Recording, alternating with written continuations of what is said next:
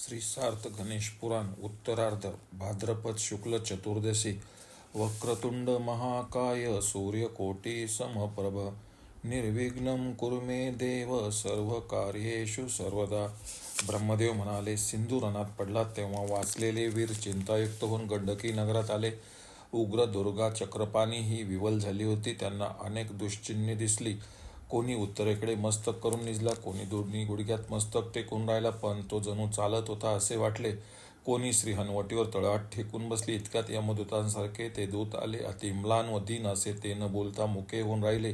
विचारले असता दुसऱ्या कित्येकांनी रणातील हकीकत सांगितली. दूत म्हणाले, अनेक वीरांस मारून व आम्हास बालकास सोडून सिंधू परलोकी गेला. त्याने आम्हास सोडल्यामुळे आम्ही रडत आहोत.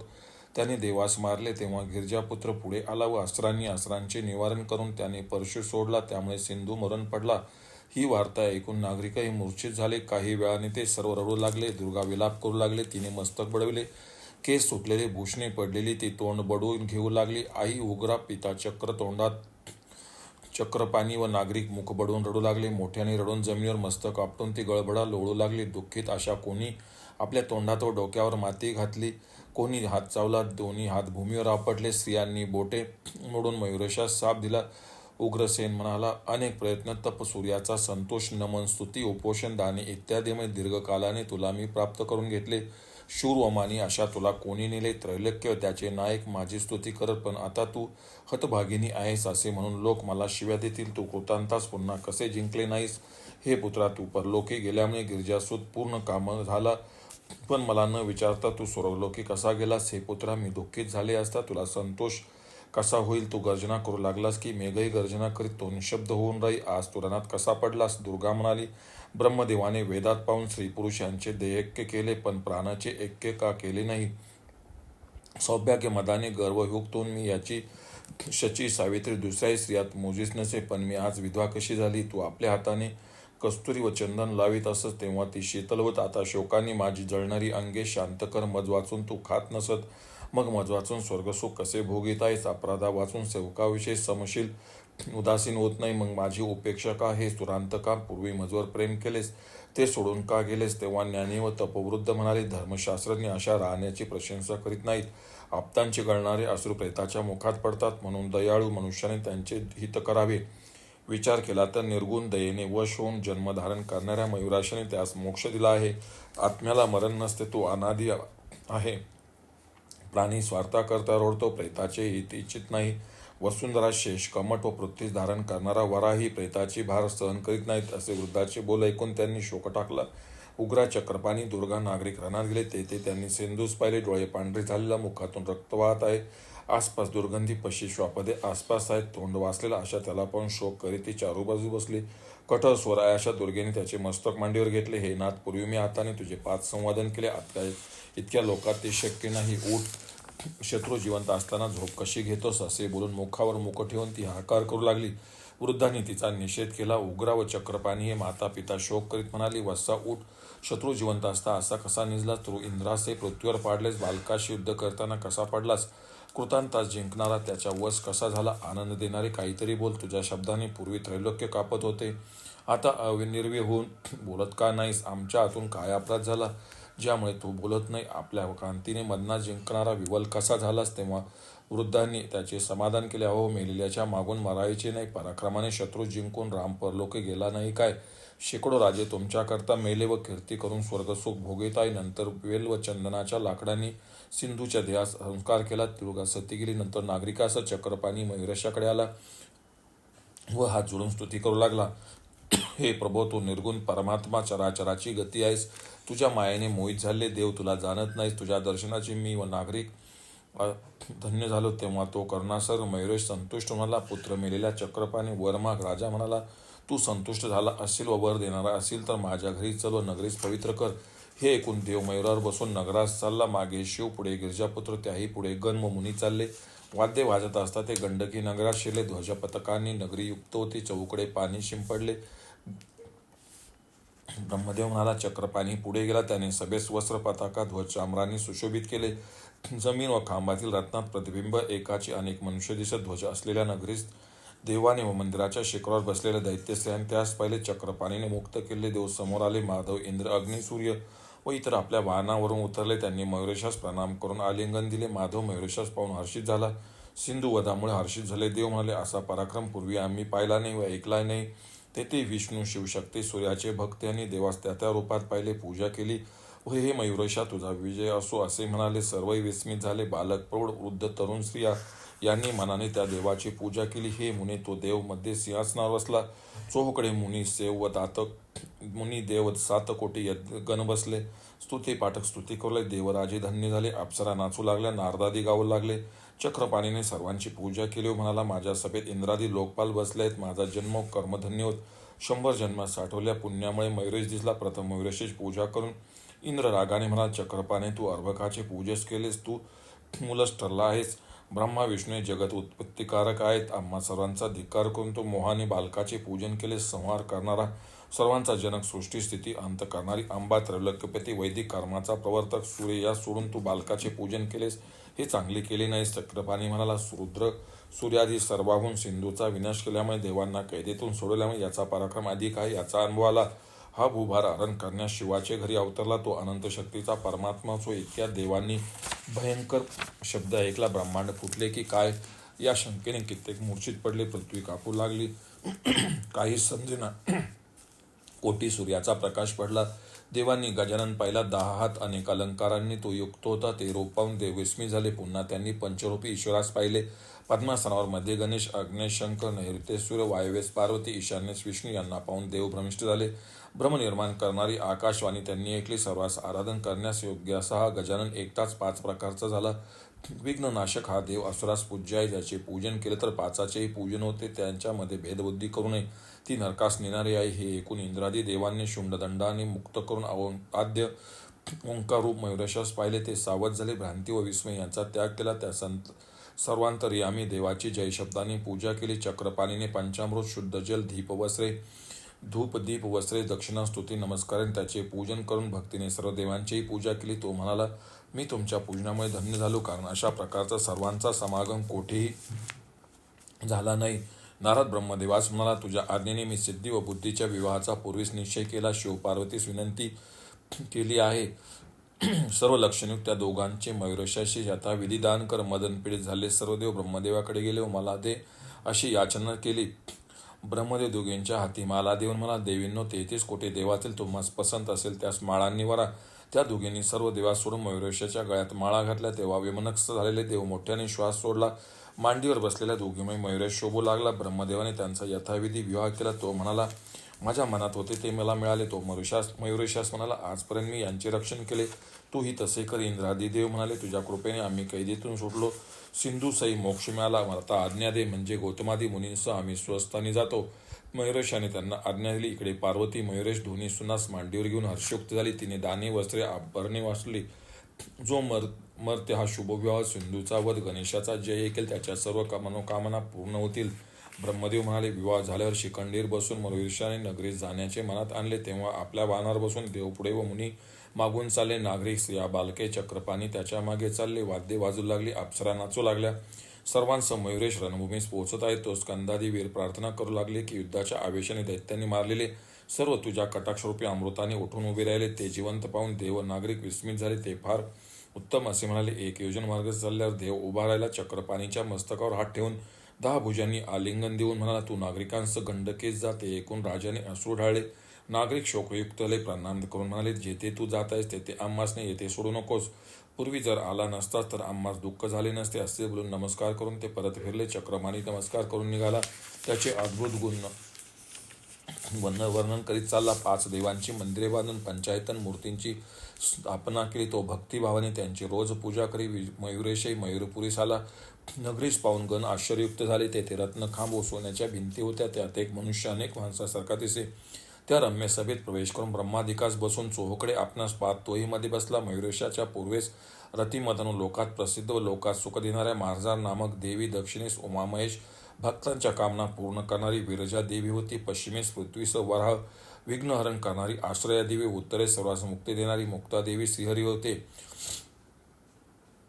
पाठीमागे 33 कोटी देवदर्शनाच्या इच्छेने उभे राहिले. भाद्रपद शुद्ध प्रतिपदे स्नान करून गजाननाचे पूजन करावे व पूर्व दिशेस जाऊन मार्जारीचे पूजन करावे. नंतर ब्राह्मणास दाने देऊन गजाननाचे ध्यान स्मरण करून मन व्रत धरून राहावे. पायाचा धुनी करू नये, कृमी कीटकांची हिंसा करू नये, पवित्र व शुद्ध असावे. पुनः स्नान करून गजाननाचे पूजन करावे. दुसऱ्या व तिसऱ्या दिवशी क्रमाने दक्षिण द्वारात विरजेचे तर तिसऱ्या दिवशी पश्चिम दारात आश्रय देवीचे नमस्कार व पूजन करावे. चतुर्थीस उत्तर दिशेस मुक्ता देवीचे पूजन व मयुरशाची पूजा व महोत्सव करावा. रात्री जागरण करावे. जो भक्तीने द्वारपूजन व उपवास करतो त्यास मयुरेश कृपेने सर्व मनोरथांची प्राप्ती होते. जो समर्थ चतुर्थीच्या दिवशी चारीद्वारे पूर्वी कुराणी करून आरंभी व शेवटी स्नान करून देवदर्शन करतो त्यास संतुष्ट झालेला गजानन तत्काल फल देतो. यास्तव शुद्ध प्रतिपदेपासून ब्रह्मचर्य पाळून चतुर्थीस सकाळी यथाविधी स्नान नित्यकर्मे आटोपून मयुरेश पूजन 21 नमस्कार 21 प्रदक्षिणा घालाव्या.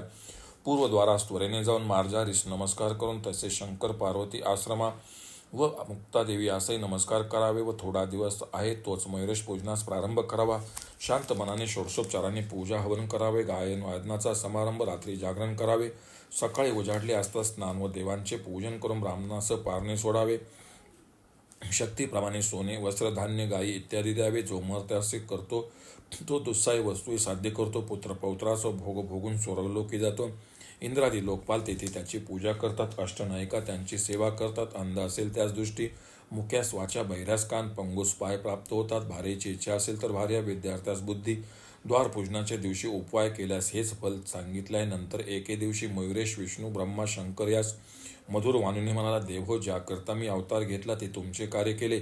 अनेक दैत्य मारून भूभार कमी केला. सिंधूच्या कैदेतून देवास सोडले. आता पूर्वीप्रमाणे स्वाहा स्वधा षटकार होतील. देव तुमच्या आज्ञेने निजधामी जाईल. हे ऐकून शोकयुक्त झाले. देव अश्रुगाळीत एकमेकांच्या तोंडाकडे पाहत म्हणाले, मयुरेशा, आम्हा सोडून कोठे जातोस? प्रेम सोडून निष्ठुर कसा झाला? पार्वती शोकाने व्याकुळ होऊन मूर्छित पडली. काही वेळाने सावध होऊन ती म्हणाली, हे दीननाथा, दयासागरा, सिंधूचे मर्दन करणारा, जगन्नाथाचा मज्जन्य सोडून कुठे जाणार तू? तू गेल्यावर आमचे प्राण राहणार नाहीत. देव म्हणाला, शुभे, द्वापार युगात मी पुन्हा तुझा पुत्र होईल. माझे वचन खोटे होणार नाही. तू चिंता करू नकोस. तुझ्या वियोगाने मलाही दुःख होत आहे. पण माते आप्तांची सर्वदा एके ठिकाणी वस्ती होत नाही. सिंदूर नावाचा भयंकर देवास अवघ्य असा दैत्य होईल तेव्हा मी पुन्हा तुझा पुत्र होईल. हे शिवपत्नी, माझे स्मरण करताच पुढे मी तुझ्या पुढे उभा राहत राहीन. षडानन म्हणाला, तू जेथे जातोस तेथे मलाही घेऊन चल. कृपण व दीन बालकाविषयी उदासीन होऊ नये. देव म्हणाला, बंधो, चिंता करू नकोस. मी पुन्हा येईल. सर्वांतर्यामी जो मी, त्याचा वियोग तुम्हाला कोणासही होणार नाही. त्याने मयूर त्या सिंधू व बंधूस दिला व त्याचे मयूरध्वज असे नाव ठेवले. त्याच्या आज्ञेने स्कंद मयूरावर बसला. इतक्यात मयुरेश अंतर्धान पावला. ब्रह्मा व शंकर त्यास हृदयात पाहू लागले. नंतर ब्रह्मदेवाने वाळूची गजाननाची मूर्ती करून मनोहर प्रासादात चापिले. तेव्हा सर्व लोक उपचाराच्या योगाने त्याची पूजा करू लागले. वसिष्ठादी मुनी ब्रह्मकमंडलू स्नान करून नित्यविधी आटोपून दर्शनास गेले. निजधामाच्या प्राप्तीकरता कित्येक उपोषण स्नान मयुरेशास नमस्कार करून धावत धावत द्वारे करू लागले. कित्येक देव मुनी एकमेकास म्हणाले, जेथे देव स्वतः स्थित आहे असे पुण्यक्षेत्र दुसरे कोठे नाही. हा मयुरेश विघ्नहर व भक्त कामपूरक आहे असे म्हणत पूजा करून ते आश्रमात गेले. ब्रह्मादी देव स्वस्थानी व शिव कैलासात गेले. इंद्रादी देव स्वाहा स्वधा व षटकार यामुळे संतुष्ट झाले. ब्रह्मदेव म्हणाले, हे मुनी, त्रेतायुगात झालेल्या मयुरेशाचे चरित्र तुला सांगितले. ते ऐकल्यावर कामना पूर्ण होतात. मनुष्य धन्य होतो. यश, आयुष्य, पापनाशक, पुत्र, धन, विद्या मिळते. दुःखनाश, मानसिक व शारीरिक पीडा व कष्टासारखे रोग नाहीसे होतात. हे वाचणाऱ्यास व ऐकणाऱ्यास भोग व मुक्ती मिळते. राजास विजय, क्षत्रिय, वैश्य, शूद्रास संपत्ती मिळते. हे मुनी, तू विचारले ते सांगितले. आता माझ्या मुखाने पुन्हा गजाननाचे चरित्र ऐक. द्वापार युगातील गजानन चरित्र प्रारंभ. व्यास म्हणाले, हे देवेशा ब्रह्मदेवा, तू गुणेशाचे चरित्र सांगितलेस, पण मी तृप्त झालो नाही. हे एखाद्या अमृतास वीट येईल, पण कथा ऐकण्याचा वीट कोणाला येणार नाही. गुणेशाची त्रेतायुगातील कथा ऐकली, पण द्वापारामध्ये याचे गजानन असे का नाव पडले? मूषक हे वाहन कसे झाले ते सांग. ब्रह्मदेव म्हणाले, हे वत्सा, हे मुने, तुझ्या मनात होते तेच विचारले. श्रोता, वक्ता व विचारणारा यांना सिद्धी देणारा विनायकाची कथा सांगतो. त्याचे द्वापार युगातील चरित्र एक. गजानन रक्तवर्ण, रक्त चतुर्भुज, गजवदन, मूषक वाहन कसा झाला ते सांगतो. एकदा शंकर ब्रह्मलोकी गेले व निजलेल्या ब्रह्मदेवास उठवले. झोप मोडल्यामुळे त्याने जागाने जांभई दिली. त्यापासून एक महाघोर पुरुष उत्पन्न झाला. त्याने सर्वांस भय वाटेल असा भयंकर शब्द केला. त्या शब्दाने समुद्र पृथ्वी कापले, शेषाने विष ओकले, पर्वत दुभंगले, मनुष्य कल्पांत भासला. तो आपल्या मस्तकाने जाऊन ब्रह्मांडास फोडीत उभा राहिला. त्याच्या देहापासून सुवास पसरला. त्याचा देह जास्वंदीचे फुलाप्रमाणे लाल होता. त्यामुळे दिशा लाल झाल्या. ब्रह्मदेवापासून निर्माण झालेला दुसरा मदनच असे वाचले. त्याचे रूप पाहून कामही लाजला. त्यास पाहून ब्रह्मदेव विस्मित झाला. तू कोणाचा, कोठून उत्पन्न झालास व काय करणार हे सांग, असे म्हणाला. पुरुष म्हणाला, हे देवादिदेवा, तू अनेक ब्रह्मांडे निर्माण करतोस, सर्वज्ञ असूनही भ्रांत होऊन विचारतोस. तुझ्या जांभईपासून उत्पन्न झालेला मी तुझा पुत्रच आहे असे समजून माझा स्वीकार कर. मला नाव दे, मला स्थान दे, खाण्यास दे व माझे कार्य सांग. ब्रह्मदेव म्हणाले, तुझे शरीर लाल आहे म्हणून तू सिंदूर नावाने प्रसिद्ध होशील. तू त्रैलोक्यास आकर्षित करशील. तू रागाने ज्यास आलिंगन देशील त्याचे तुकडे होतील. पंचभूतापासून देवदानवा, मनुष्यापासून इंद्रादी लोकपाल, काळ, नाग, राक्षस, दिवस रात्र, सजीव निर्जीव या कोणापासून तुला भय राहणार नाही. त्रिभुवनात कोठेही राहा. त्या वरदानाने तो संतुष्ट झाला. त्रैलोक्यास कापविणारा आक्रोश त्याने केला. तेव्हा सागर शुद्ध झाले, लोकपाल पळाले. ब्रह्मदेवास नमस्कार करून तो म्हणाला, हे ब्रह्मांड नायका, तुझ्या वाक्याने मी संतुष्ट झालो. तिन्ही गुणांच्या योगे तूच विश्वाची निर्मिती, रक्षण व संहार करतो. ते निजलास की जग निसते, अंधार होतो. हे व्यापका, माझे भाग्य की पुत्र प्रेमामुळे तपदान व्रते या वाचून तू प्रसन्न झालास. कोटी कल्प जप करावा तेव्हा तू प्रसन्न होतोस. असे बोलून प्रदक्षिणा घालून तो भूलोकात जाऊन लागला. पण मार्गात तर्क केला, मी तपध्यान व जप वेदाध्यान केले नाही असे असता त्यांनी वर कसे दिले. ते खरे की कोठेही पिताकडे जाऊनच पाहिन असे म्हणून तो परतला व दोन्ही हात करून गर्जना केली. त्याने त्यास आलिंगन देण्याची इच्छा केली. तेव्हा ब्रह्मदेव म्हणाला, कोणासही दुर्लभ असे वर पुत्र स्नेहाने तुला दिले, पण दुष्टपणामुळे मलाच अपकार करण्यास आलास. हा दुष्टभाव मी जाणला नाही. सापास दिलेले दूध विषाच होते. दुष्टभावामुळे तू दैत्य होशील. गजानन अवतार घेऊन तुला मारील. तुझे सुवासिक अंग तो आपल्या अंगाने मर्दन करील. त्यामुळे सिंदुराप्रमाणे लाल देह आहे, अशा त्यास सिंदूर प्रिय होईल. तो देव तुझा काळच समज. असे बोलून ब्रह्मदेव भयाने पळाला. मन व वायूप्रमाणे वेगाने जात असता श्वासाने व्याकुळ झाला. शापामुळे रागावलेले दैत्य त्याच्या मागे लागले. त्याचे शरीर घामाने भिजले. तो दुष्ट पुढे पाहत दुसऱ्या पावलास मी त्यास धरीन असे म्हणून धावत होता. कापणारा ब्रह्मदेव वैकुंठी गेला. ब्रह्मदेव म्हणाले, रत्ने सुवर्ण यांनी चमकणाऱ्या पद्मासनावर बसलेल्या नारायणास त्याने पाहिले. तोंड सुकलेला ब्रह्मदेव व त्याच्या मागे मस्तक आकाशात स्पर्श करीत आहे अशा दैत्यास पाहून विष्णू उठला. त्यास हातात धरून आलिंगन देऊन आपल्या आसनावर बसवले. त्याचे पूजन करून विचारले, कोणते मोठे कार्य आहे? तुझे मुख का कोमजले? धापा का टाकतोस? निस्तेज का झालास? मला खेद वाटतो. ते ऐकून ब्रह्मदेव म्हणाला, झोपलेल्या मला शिवाने जागे केले. मी जांभई दिली. त्या माझ्या मुखातून मोठा पुरुष बाहेर पडला. त्याच्या सुंदर सुवासाने देव विस्मित झाले. सौंदर्य पाहून मदन लज्जित होतो. त्याच्या शब्दामुळे त्रिभुवन कापू लागले. तो नमस्कार करून पुढे उभे राहिला. हे माधवा, पुत्र स्नेहाने मी त्यास वर दिले की त्याला तू आलिंगन देशील. तो मरेल. रणात तुझ्यापुढे कोणीच उभा राहू शकणार नाहीत. हे देवा, नंतर मी त्यास स्थान दिले. मला नमस्कार करून तो दूर गेला. पुन्हा काही मनात आणून परतला व मलाच आलिंगन द्यायस येऊ लागला. त्याच्या भयाने हंसावर बसून तुझ्याकडे आलो. तो मागे लागला. तो पुन्हा पुन्हा पाहून भीतीने कप्प सुटला. पळताना दम लागला. हे सर्वेश्वरा, तुझ वाचून कोणास शरण जाऊ? शरण आलेल्या त्यास महाविष्णू म्हणाला, पूर्वी वर देऊन जाणून बुजून संकटात पडलास. आता चिंता करून काय होणार ते होईल. तो त्रिभुवनास पीडा देण्यास निर्माण झाला आहे. हरी व ब्रह्मा चिंतातूर बसले असता दैत्य पुढे येऊन उभा राहिला. त्याने गर्जना करून ब्रह्मांडास कापविले. तो ब्रह्मदेवास धरण्यास धावला. ब्रह्मदेव विष्णूस रक्षण कर असे म्हणाला. वरदानाने मत्त झालेल्या तुझ्याशी मी युद्ध करण्यास उत्सुक नाही, कारण मी सत्वगुणी असून पालन करण्यास निमग्न असतो. हा ब्रह्मदेव ब्राह्मण आहे. याच्याशी युद्ध करणे योग्य नाही. तुझ्याशी युद्ध करण्यास शिव योग्य आहे. तू त्याच्याशी युद्ध कर, म्हणजे त्रैलोक्यात तुझी कीर्ती होईल. ते ऐकून दैत्य आनंदला. उड्डाण करून पर्वत व झाडास लोळवीत चालला. तो कैलास पर्वताच्या खालच्या सपाट भूमीवर आला. त्या दृष्टाने पर्वतावर ध्यानस्थ बसलेला शिवास पाहिले. नंदी, भृंगी, पार्वती यांची सेवा करीत होते. व्याघ्र चर्म नसलेला अर्धचंद्र हे भूषण शरीर असल्याने भस्माने शोभित हत्तीचे चर्म हेच त्याचे उत्तरी. अशा त्या शिवास पाहून दैत्य त्याची निंदा करू लागला. या तपस्व्याने माझ्याशी काय युद्ध करावे? त्याच्या सुंदर भार्येस मी घेऊन जातो अशा निश्चय करून तो गौरीजवळ आला. तेव्हा कल्पांती पृथ्वी कापते तशी गिरजा कापू लागले. भयाने तिला मूर्छा आली. तिने डोळे मिटले.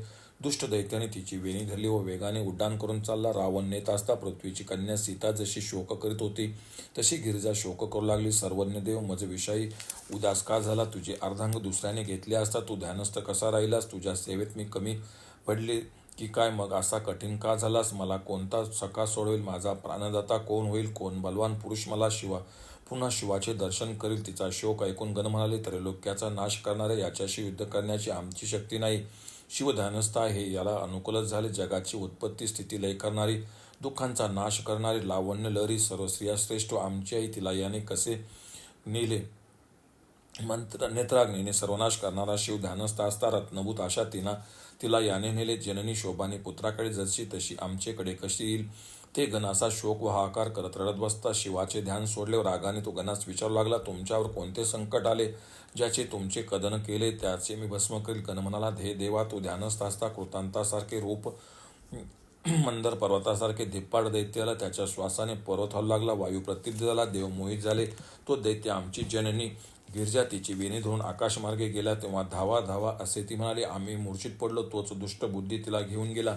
10 हातात त्रिशूलादी शस्त्रे घेऊन नंदीवर बसून दिशा गाजवीत चालला. सिंधुराजवळ क्षणात तो आला व त्याने त्याच्या पाठीवर प्रहार केला. तेव्हा तो सन्मुख होऊन उभा राहिला. शिव म्हणाला, अरे दुष्टा, माझ्या भारीस सोड. एकदा माझ्या दृष्टीत पडल्यावर तू कोठे जाशील. असे सांगताच रागावलेला दैत्य त्रैलोक्याचे भस्म करीत हाताचा प्रहार करीत शिवाजवळ गेला.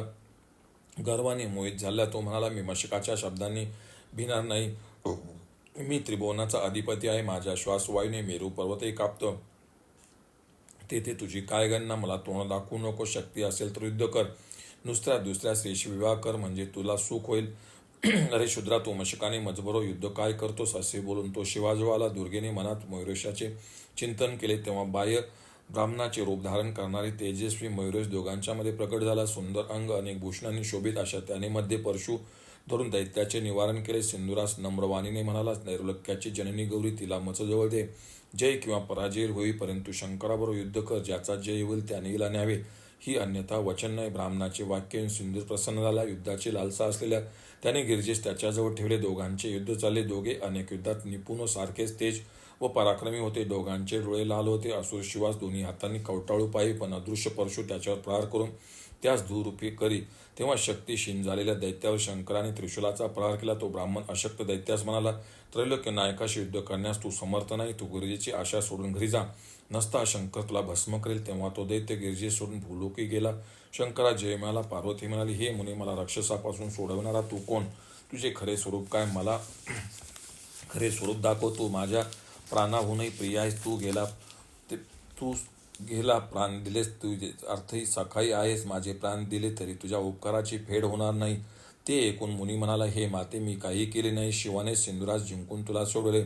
असे बोलून विनायकाने आपले रूप प्रगट केले. दशभुज, कुंडले, कस्तुरी तिलक, रत्ने व मोत्यांच्या माळा, अनेक अलंकार, शेपाच्या कंठातील मनाप्रमाणे तेजस्वी रूप होते. अशा त्या दैत्यास पाहून गिरिजा आनंदली. तिने त्याच्या पायावर मस्तक ठेवले. तिला उठून विनायक म्हणाला, त्रेतायुगात मी म्हणाला होतो की तुला पुन्हा दर्शन दिले. आता गजानन या नावाने तुझ्या घरी अवतार घेईन व या द्वापरात मी सिंदूर दैत्यास मारील. असे बोलून मुनिरूप धारण करणारा तो देवगुप्त झाला. तेव्हा गिरिजा शोक करू लागली. तिला मूर्छा आली. शिव म्हणाला, प्रिये, पण स्वस्थ कर. देवास हृदयात पा. त्याचे बोलणे खोटे नसते. त्याने जसे सांगितले तसा तो करेल. असे बोलून नंदीवर बसलेला महादेव संतुष्ट होऊन तिच्यासह कैलासी आला. ब्रह्मदेव म्हणाले, नंतर दैत्य मृत्यूलोके गेला. गर्जना केली, त्यामुळे पर्वत कापले, झाडे पडली, पशुपक्षी अरण्यात सैराभैरा धावू लागले. नंतर त्या दानवाने सर्व राजे व विराज जिंकले. ज्याने ब्रह्मदेवास जिंकले त्याला राजे कसे जिंकणार. त्याने कित्येक राजांचे 2 तुकडे केले. कित्येकास उंच फेकून दिले. कित्येक युद्ध करून स्वर्गी गेले. कित्येक शरण येऊन सेवक बनले. कित्येकाने स्थाने सोडून अभिमानाने अरण्यात गेले.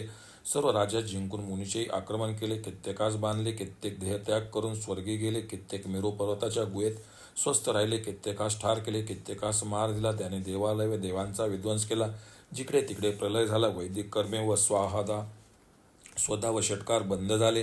हाकार माजला. पर्वताच्या गुहेत राहिलेले देव, मुनी, यक्ष, किन्नर विचार करू लागले. बृहस्पती म्हणाला, सध्या असलेल्या देवापासून त्याला भय नाही. तुम्ही विनायकाची प्रार्थना करा, म्हणजे तो गजानन नावाने शिवग्रही अवतार घेऊन सिंधुरास मारील, यात संशय नाही. तेव्हाच जगत पीडारहित होईल. बृहस्पतीने सांगितले असता सर्व देव भक्तीने विनायकाची स्तुती करू लागले.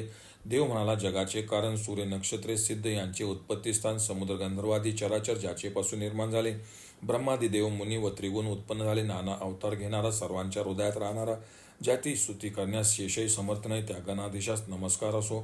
ब्रह्मदेवाने विश्वास संहार करणारा सिंदूर दैत्य निर्माण केला व तू स्वामी जागृत असतानाही त्यांनी सर्व जगास त्राही करून सोडले. आम्ही कोणास शरण जावे. आमचे रक्षण कोण करणार. तू शिवग्रही अवतार घेत व त्या दुष्टास मार. असे बोलून अनुष्ठानात रत असे ते तप करू लागले. कित्येकांनी आहाराचे नियमन केले. कित्येक मुळीच आहार न करता प्राणायामात तत्पर झाले. कित्येक एका पायावर कित्येक पाण्यात उभे राहिले, कित्येक धूर पिऊन, कित्येक मौन धरून, कित्येक हात वर करून, कित्येक ध्यानस्थ होऊन तप करू लागले. कित्येकानी देव, कित्येकानी मस्तके कापून घेतली. असे त्याचे तप पाहून कोटी सूर्य व प्रलयाग्नीप्रमाणे तेजस्वी गणेश प्रकट झाला. ते तेजोमय रूप पाहून देव आनंदले. आम्ही ज्याचे चिंतन करतो तो हा सर्वेश्वर आमचे दुःख नाहीसे करेल याविषयी विचार नको. चिंतित झालेल्या देवांना गजानन म्हणाला, हे देव हो, मी सिंधुरास मारेल. तुम्ही चिंता सोडा. तुम्ही केलेले स्तोत्र दुःख प्रश्नम या नावाने प्रसिद्ध होईल. या स्तोत्राने माझ्या कृपेने तुमचा दुःखाचा नाश झाला. जो एकदा, दोनदा किंवा त्रिकाल हे म्हणतो त्यास विविध दुःखापैकी अल्पही दुःख होणार नाही. हे देव हो, मी आता शंकराच्या घरी अवतार घेतो.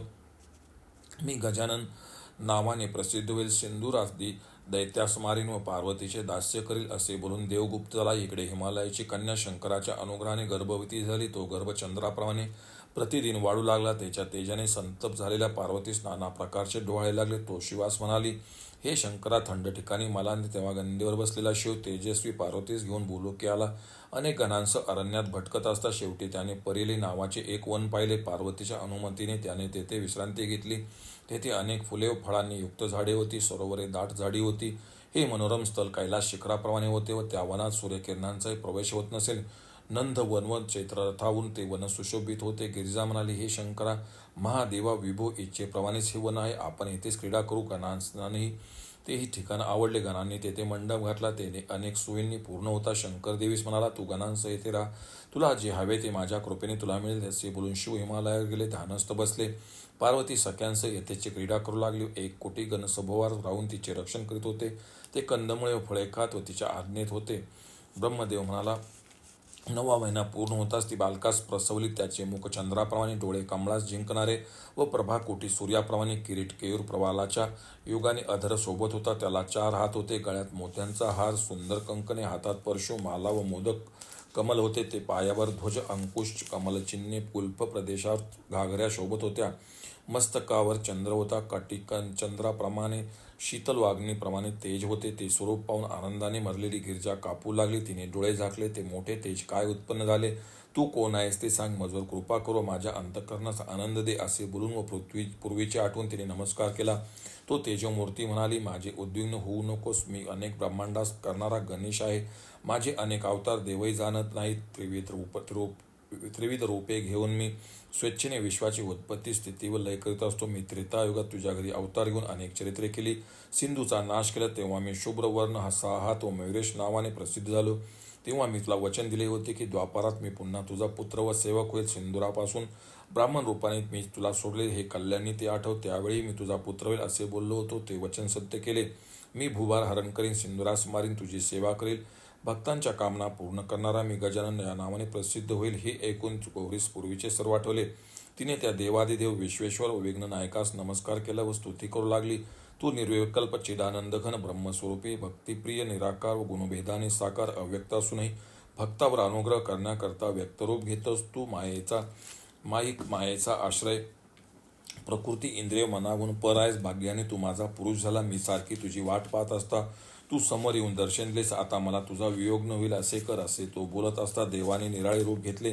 4 हाती, मस्तकी चंद्र, शुंडादुंड, अनेक भूषणे, हृदयार चिंतामणी, दिव्यवस्त्र, देवगंधाने युक्त असा तो बालकासारखा रडू लागला. त्यास पाहून व्याकाळ झालेली पार्वती शोक करू लागली. माझी निधी कोणी नेली? हत्तीसारखी सोंड असलेला बालक त्रैलोक्यात कोणी पाहिला नाही. अशा या पुत्रास पाहून ब्रह्मादी देव लोक असतील. तो विलाप करून शंकर गणांसह घरात आला. पुत्रास घेतले व म्हणाला, हा देव शुंडायुक्त झाला आहे. याच्याविषयी वेद व शास्त्रे कुंठित झाली आहे. मुनी व देवास याने प्रपंचात गोविले. हा सर्वांतर्यामी अनेक ब्रह्मांडाचा करता आहे. याची 4 युगात 4 स्वरूपे आहेत. कृतयुगात दशभुज विनायक हे नाव, त्रेतायुगात 6 हात शुभ्रवर्ण मयुरेश या नावाने आपल्या घरी अवतरला. सिंधूस मारून हर्षाचे सर्वांचे रक्षण केले. आता तोच रक्तवर्ण 4 हातांचा आमचे घरी उत्पन्न झाला. हा मुष्कावर बसून सिंधुरास मारील, भूभार हरण करील, गजानन नावाने प्रसिद्ध होईल. कलियुगात धूम्रवर्ण नावाने प्रसिद्ध होऊन भूलोकी जाईल. शंकराचे बोले ऐकून बालक म्हणाला, शंकरा, तू माझे स्वरूप चांगले जाणलेस व चांगले सांगितलेस. मी सेवा करण्याकरता व ज्याने देव, राजे व त्रैलोक्यात जिंकले त्या सिंधुरास मारण्याकरता अवतार घेतला. त्याला मारून मी विश्वास संतुष्ट करेल. मी भक्तांच्या कामना पूर्ण करणारा, वैदिक कर्मांचा प्रवर्तक, वरेण्यास वर ज्ञान देणारा होईल. त्याची माझ्या ठिकाणी भक्ती असोल तो माझ्या ध्यानात निमग्न होईल. तो देव, ब्राह्मण, अतिथी, पूजक, पंचयज्ञ करणारा, पुराण ऐकणारा, सत्य व पवित्र आहे. त्याची पुष्पिका नामक धर्मपत्नी पतिप्राण, पतिव्रता, पतिवाक्यरत अशी आहे. दोघांनी 12 वर्षे अतिदारुण तप केले तेव्हा मी तुमचा पुत्र होईल असा त्यास वरला. पुष्पिका आजच प्रसूत झाले. तिच्या पुत्रास राक्षसांनी नेले. यास तो मी आता प्राण सोडेल म्हणून मला तेथे घेऊन चल. ते ऐकून शंकर हर्षयुक्त झाला व त्याने स्तुती केली. ब्रह्मदेव म्हणाले, बालकास तेथे नेण्याविषयी शिवविचार करीत आहे. तोच नंदी म्हणाला, हे स्वामीन, तुमच्या कृपेने मी समुद्र सुकवीन व पर्वतांचे चूर्ण करील. तुमच्या मनातील कार्य मला सांगा. शंकर म्हणाले, माझा आशय जाणून चांगले बोललास. तुझा पराक्रम मी अनेक वेळा पाहिलास. आता काय करायचे आहे ते सांगतो. महिष्मती नगरीत वरेण्य नावाचा बलाढ्य राजा आहे. तो धर्मपर्याय नाही. त्याची पुष्पिका नावाची उदार पत्नी प्रसूत होऊन निजली असता एका राक्षसाने तिचे बालक नेले. ती झोपेत आहे. तोच्या लहान बालकास तिच्यापुढे नेऊन ठेव. शंकराची आज्ञा ऐकून तो बालकास घेऊन आकाशमार्गाने तेथे गेला. तिच्यापुढे बालकास ठेवले, पण झोपेमुळे तिला ते कळले नाही. तेथून उड्डाण घेऊन करून नंदी शिवाकडे आला. मार्गात काय केले ते सांगितले. भयंकर अशी बालमांस खाणारी राक्षसी आकाशात माझा आश्रय करून राहिली. तुझ्या कृपेने तिला पुच्छाने बांधले व गरगर फिरून पर्वत शिखरावर फेकले. तो तिचे शेकडो तुकडे झाले. हे प्रभू, तुझे नाम उच्चारले व दुष्ट गंधर्वाचा मोठा समूह होता. बालकाचे रक्षण करून त्यांच्याशी युद्ध कसे करावे अशा चिंतेत पडलो, पण हृदयात तुझे स्मरण केले व शेपूट व शिंगाने, रागाने सोडलेल्या श्वासाने, लाथेने व हुंकाराने त्या गंधर्वाचे निवारण केले. तेव्हा कित्येक मेले. देवा, तू सांगितलेले कार्य करून आलो. जो तुझा आहे त्याला त्रैलोक्यात कोण मारणार? तुझ्या नामामुळेच बालकासह मला जय मिळाला. तेव्हा हर्षाने शिवाने नंदीस आलिंग दिले व प्रसन्नपणे म्हणाला, तुझे पौरुष समजले हे नंदी. त्रिभुवनात तुझ्यासारखा कोणीही नाही. शिवास नमस्कार करून तो पार्वतीकडे गेला. तिला नमस्कार करून मधुर वाणीने म्हणाला, हे माते, शिवाच्या आज्ञेने बालकास महिष्मती नगरीस नेले व वरण्य पत्नी पुष्पिका तिचे पुढे ठेवले. पूर्वी मी तुझा पुत्र होईल असा देवाने वर दिला होता. तो ब्रह्मज्ञान प्रकाशक होता. तेव्हा पुत्राची जननी सर्वत्र पार्वती म्हणाली, हे पुत्रा नंदिकेश्वरा, तुझे शौर्य मला समजले. घोर शब्दांच्या राक्षसीस व गंधर्वास मारूनही बालकाचे रक्षण केलेस. कोणाला न समजता तू त्याला तेथे ठेवलेस. हे मोठे कार्य केलेस. असे बोलून त्यास निरोप दिला. त्याने विश्रांती घेतली. ब्रह्मदेव म्हणाले, एके दिवशी सभेत आसनावर बसलेला गर्विष्ठ सिंदूर म्हणाला, माझे पौरुष व्यर्थ झाले. माझ्याशी इंद्रादिक ब्रह्मा हरिही युद्धास उभे राहिले नाहीत. मृत्यूलोकी राजांची गणनाच नाही. पती वाचून कुलीन स्त्रीचे तारुण्य व्यर्थ, तसे योद्धा वाचून माझे पौरुष व्यर्थ आहे. तोच त्याने आकाशवाणी ऐकली, अरे मूर्खा, कशाला वल्गना करतोस? तुझ्याशी युद्ध करणारा पार्वतीच्या उदरातून जन्माला आहे. तो सध्या वरेण्याच्या घरी आहे. शुक्ल पक्षातील चंद्राप्रमाणे तो देव वाढत आहे. ती वाणी ऐकून सिंदूर मूर्छित पडला. हर्ष नाहीसा झालेला तो विचार करू लागला, हे काय व कोण बोलले? बोलणारा दिसला तर त्याला मस्तकासह खाईन. पश्चिमेस सूर्योदय तसे मज काळजाचा मृत्यू कसा येणार? असे बोलून दिशा गाजवणारा तो उठला. उड्डाण करून अंगवायूने पर्वताचे चूर्ण करीत झाडे पाडीत कैलासावर गेला. तेव्हा कूर्म, शेष व पृथ्वी कापू लागली. तेथे शंकर दिसले नाही. तेव्हा तो पुन्हा पृथ्वीवर आला. फिरत फिरत रागाने पर्वली नावाच्या अरण्यात गेला. त्याने गौरीसह शंकरास तेथे पाहिले. तो सुतिकागृहात गेला, पण बालक न दिसल्यामुळे रागावला. तो अग्निप्रमाणे जळू लागला. आकाशवाणी तर खोटी नव्हे असा तर्क केला. हिचा पुत्र मला मारणार.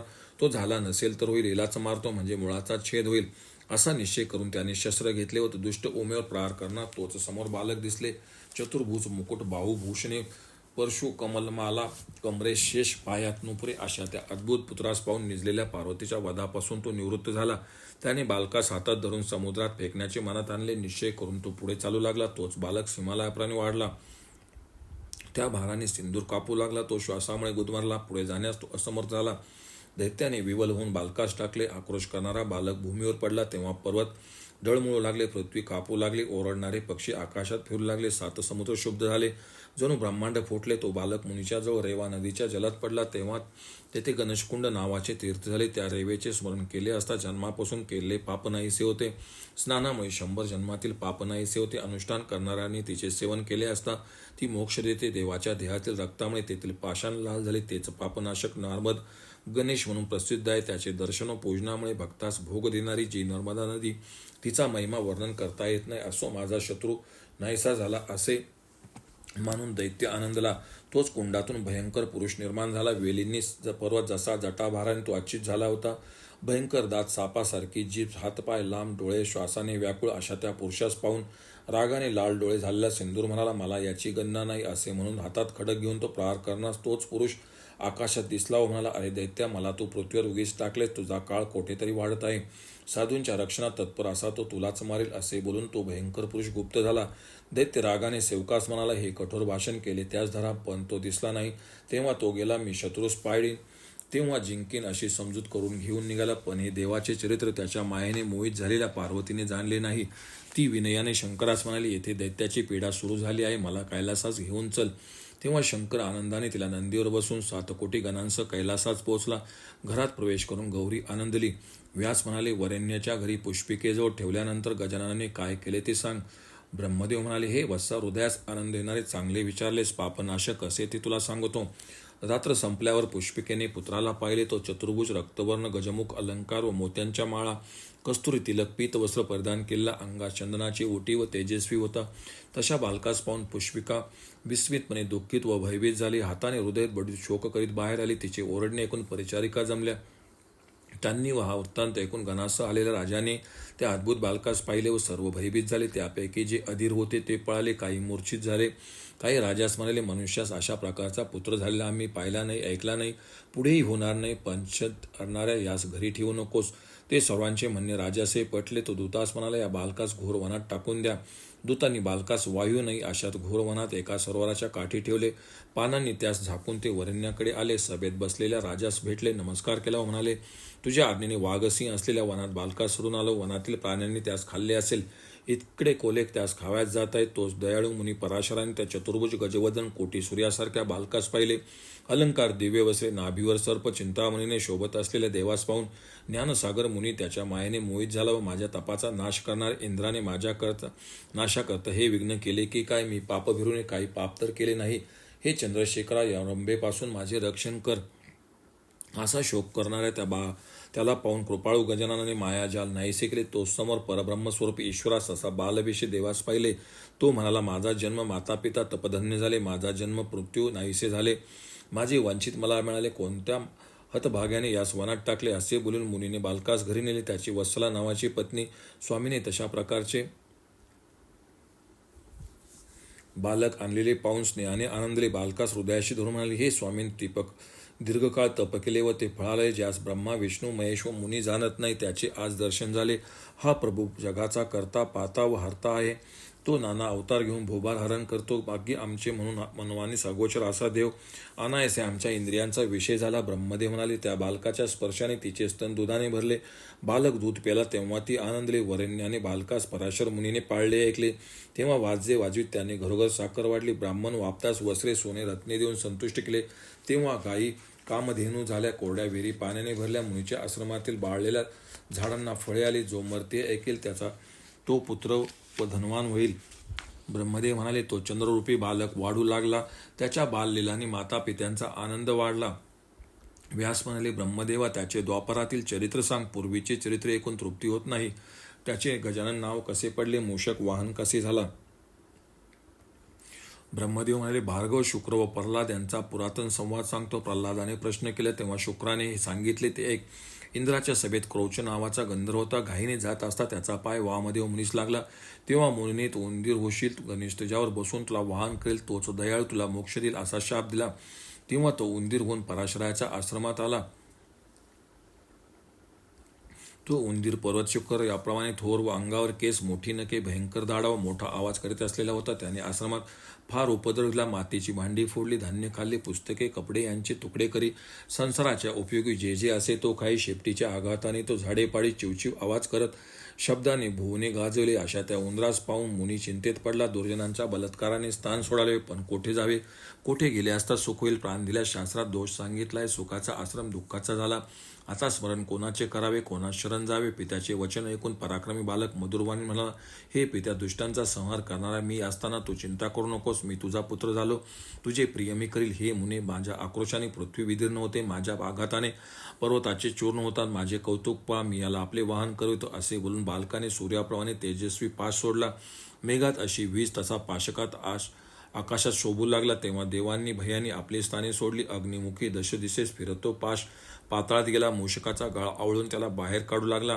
पाशाच्या बलाने पीडित झालेला तो मूर्छित पडला. रागावलेल्या त्या उंदराचा श्वास रुकला. तो शोक करू लागला. मज काळाला हे मरण आले, दैवात असेल ते होते खरे, पुरुषार्थ व्यर्थ आहे. या दातेच्या टोकाने अनेक पर्वत मी फोडले, देव असुर राक्षस मानव यांना मोजले नाही. त्याचे माझे आयुष्य कोणी संपवले, पाशाने कोणी बांधले. असे तो बोलत तोच गजाननाने जसा गरुड सांडणारा सापा सोडतो तसे पाशास ओढले. तेव्हा तो मुष्कास आला. देवास पाहताच कंठात पाश असलेला मुष्कास ज्ञान झाले. नमस्कार करून भक्तीने ते स्तुती करू लागला. तू जगाचा नाथ, करता हरता व पाहता आहेस, त्रिगुणांनी रहित पण त्रिगुणांसह सहाय्यक, मायातीत असून मायावी, मायाव्यासही मोह पाडणारा, ब्रह्मादिकास अगम्य, मुनींच्या हृदयात राहणारा, कारणाचे कारण, अशा देवास मी आज पाहिले.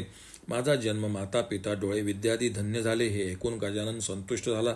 त्याची भक्ती जाणून तो भक्तास म्हणाला, देव ब्राह्मणांशी द्रोह करणाऱ्या तुझ्या भक्शक्तीमुळेच मी निर्गुण असूनही गुणी झालो. दुष्टांचा नाश व साधूंचे रक्षण करण्यास मी अवतार घेतला आहे. तू शरण आला आहेस, यास्तव तुला अभय आहे. हवा तो वर माग. मूषक म्हणाला, गजानना मी काहीच मागत नाही, तुला काही हवे असल्यास मज्जळ माग. त्या गर्विष्ठ उंदराचे वचन ऐकून देव म्हणाला, तू माझे वाहन होत तेव्हा बरे आहे असे तो म्हणतास. तो पिंगाक्ष त्याच्यावर बसला. भाराने त्यास चुरून सोडले. तेव्हा तो देवाला प्रार्थना करू लागला, मी तुझे वाहन झालो आहे, आता हलका हो. ती विनंती ऐकून तो प्रभू हलका झाला. हे ऐश्वर्य पाहून नमस्कार करून मुनी म्हणाला, मी त्रिभुवनात बालकाचे असे पौरुष पाहिले नाही, ज्याच्या शब्दाने पर्वत विदीर्ण होतात. लोकपाल स्थानापासून ढळले, त्यास तू क्षणात आपले वाहन केलेस. नंतर वत्सला माता आली. तिने पुत्रास घेऊन आनंदाने स्तनपान दिले. ती म्हणाली, तुझे स्वरूप पराक्रम मी जाणत नाही. अनेक जन्माच्या पुण्याईन तू आमच्या घरी आलास. नंतर तो सामान्य मुलाप्रमाणे उंदरास बांधून खेळू लागला. गजानन मूषक वाहन कसा झाला ते सांगितले. व्यास म्हणाले, ज्यामुळे यास उंदराचा जन्म मिळाला तो गजाननाचे वाहन बनला. असे याने पूर्वी कोणते पुण्य केले? ब्रह्मदेव म्हणाला, हे वत्सा, मला आवडणारे चांगले विचारलेस. तुला सांगतो ते एकाग्र मनाने एक सुमेरू पर्वतावर सौभरी नमनाचा रम्य आश्रम होतात. इंद्रादी देव व वसिष्ठादी मुनी त्या सौभरी मुनीच्या दर्शनास येत. तापामुळे तेज वाढले. त्याच्या तेजाने अग्नी व सूर्याश तेजास तुच्छ केले होते. तो स्वर्गातही प्रसिद्ध ईश्वराचे ठाई निष्ठा ठेवून राहत असे. त्याची मनोमयी नावाची भाग्यवती पतिव्रता व पतीस प्रिय पत्नी होती. ती रतीपेक्षा रम्य होती. शची व इतर स्त्रिया तिच्याशी साम्यता पावत नसत. एके दिवशी सकाळी उठलेला सौभरी होम करून समिधा आणण्यास आश्रमात गेला. वनात गेला. त्याची पत्नी मनोमयी घरात होती व घरातील कामे करीत होती. तेव्हा क्रौच नावाचा दुष्ट गंधर्व तेथे आला. तो उत्तम आश्रम पाहून विश्रांती घ्यावी असे त्याला वाटले. तो मनात होला, अनेक वृक्षांच्या दाट छायेने युक्त आश्रम त्या प्रभूचा असेल. त्याचा जप व तपधन्य व येथे क्षणात सुख मिळते, दीर्घकाल राहिले तर मुक्ती मिळेल असे बोलून तो आत गेला. त्याने मनोमयीचे चंद्रासारखे मुख पाहिले. तिला पाहता शंकरही कामोत्तर झाले असते. अशा त्या मनोमयीच्या एका कटाक्षानेच तो कामातुर झाला व आसक्त होऊन त्याने तिचा हात धरला. पतीचे स्मरण करणाऱ्या तिने त्यास शाप दिला नाही. ती म्लान झाली, कंठ सुकला, अंगास घाम फुटला, डोळ्यातून पाणी वाहू लागले. ती उद्विग्न, विवेकहीन व शोक करू लागली.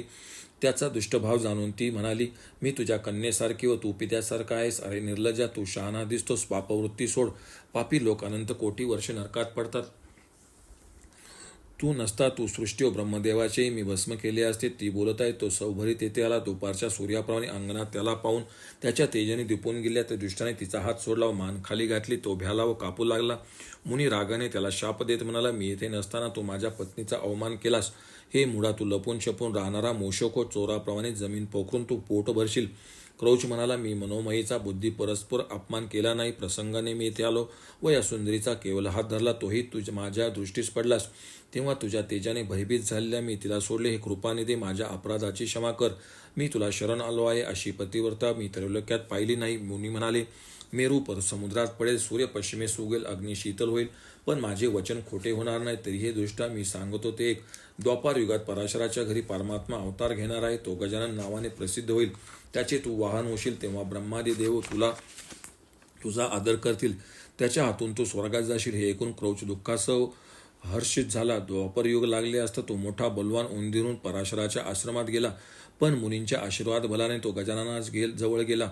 हे ब्राह्मणा, गजाननाचे वाहन मूषक कसे झाले ते सांगितले. मुनी म्हणाले, हे ब्रह्मदेवा, गजाननाने सिंदुराचा वध कसा केला ते सांग. अमृत प्राणाप्रमाणे तुझे वचन ऐकून माझी तृप्ती होत नाही. हे देवा, मी भक्तीने ऐकतो, तू सर्वज्ञ आहेस, यास्तव मला सांग.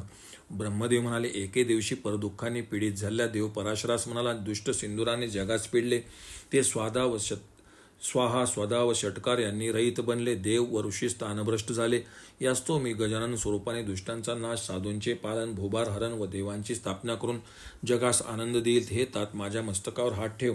तुझ्या आशीर्वादाने मी दुष्टास मारील. मुनी म्हणाले, बालभावाने तू आश्चर्य बोलत आहे. मला मूल कौतुकाने चंद्र मागतो तसे सर्व देवास असंही असे कर्म करण्याची इच्छा करतोस.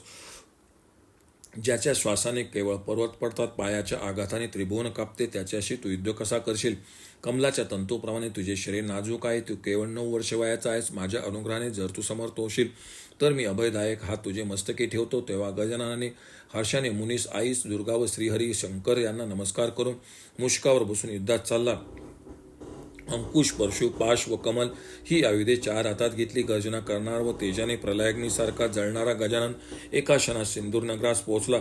घुसणेश राजवळ सिंदूरवाडा नावाचे स्थानी राहून सिंदूर त्रिभुवनाचे शासन करीत होता. त्याच्या उत्तरेस देवगर्जना करू लागला. तेव्हा 7 सागर खवळले, पर्वत होटले. तो सिंहनाद ऐकून दैत्य कापू लागले. भित्रे मूर्छित पडले, कित्येक मेले. फार काय, सिंदूरही मूर्छित. पण लगेच सावध होऊन तो सेवकास म्हणाला, हा कोण गर्जना करीत येत आहे पहा. त्याच्या शब्दाने मला मूर्छा आली. त्याच्यापुढे उभे राहण्याची माझी किंवा दुसऱ्या कोणाची शक्ती आहे? सेवक बालकाजवळ गेले. सिंहात जसे हत्ती पाहतात तसे त्याला पाहताच भिवून ते कापू लागले. पण धैर्य करून ते म्हणाले, तू कोणाचा, कोठून व का आलास? तुझे नाव काय?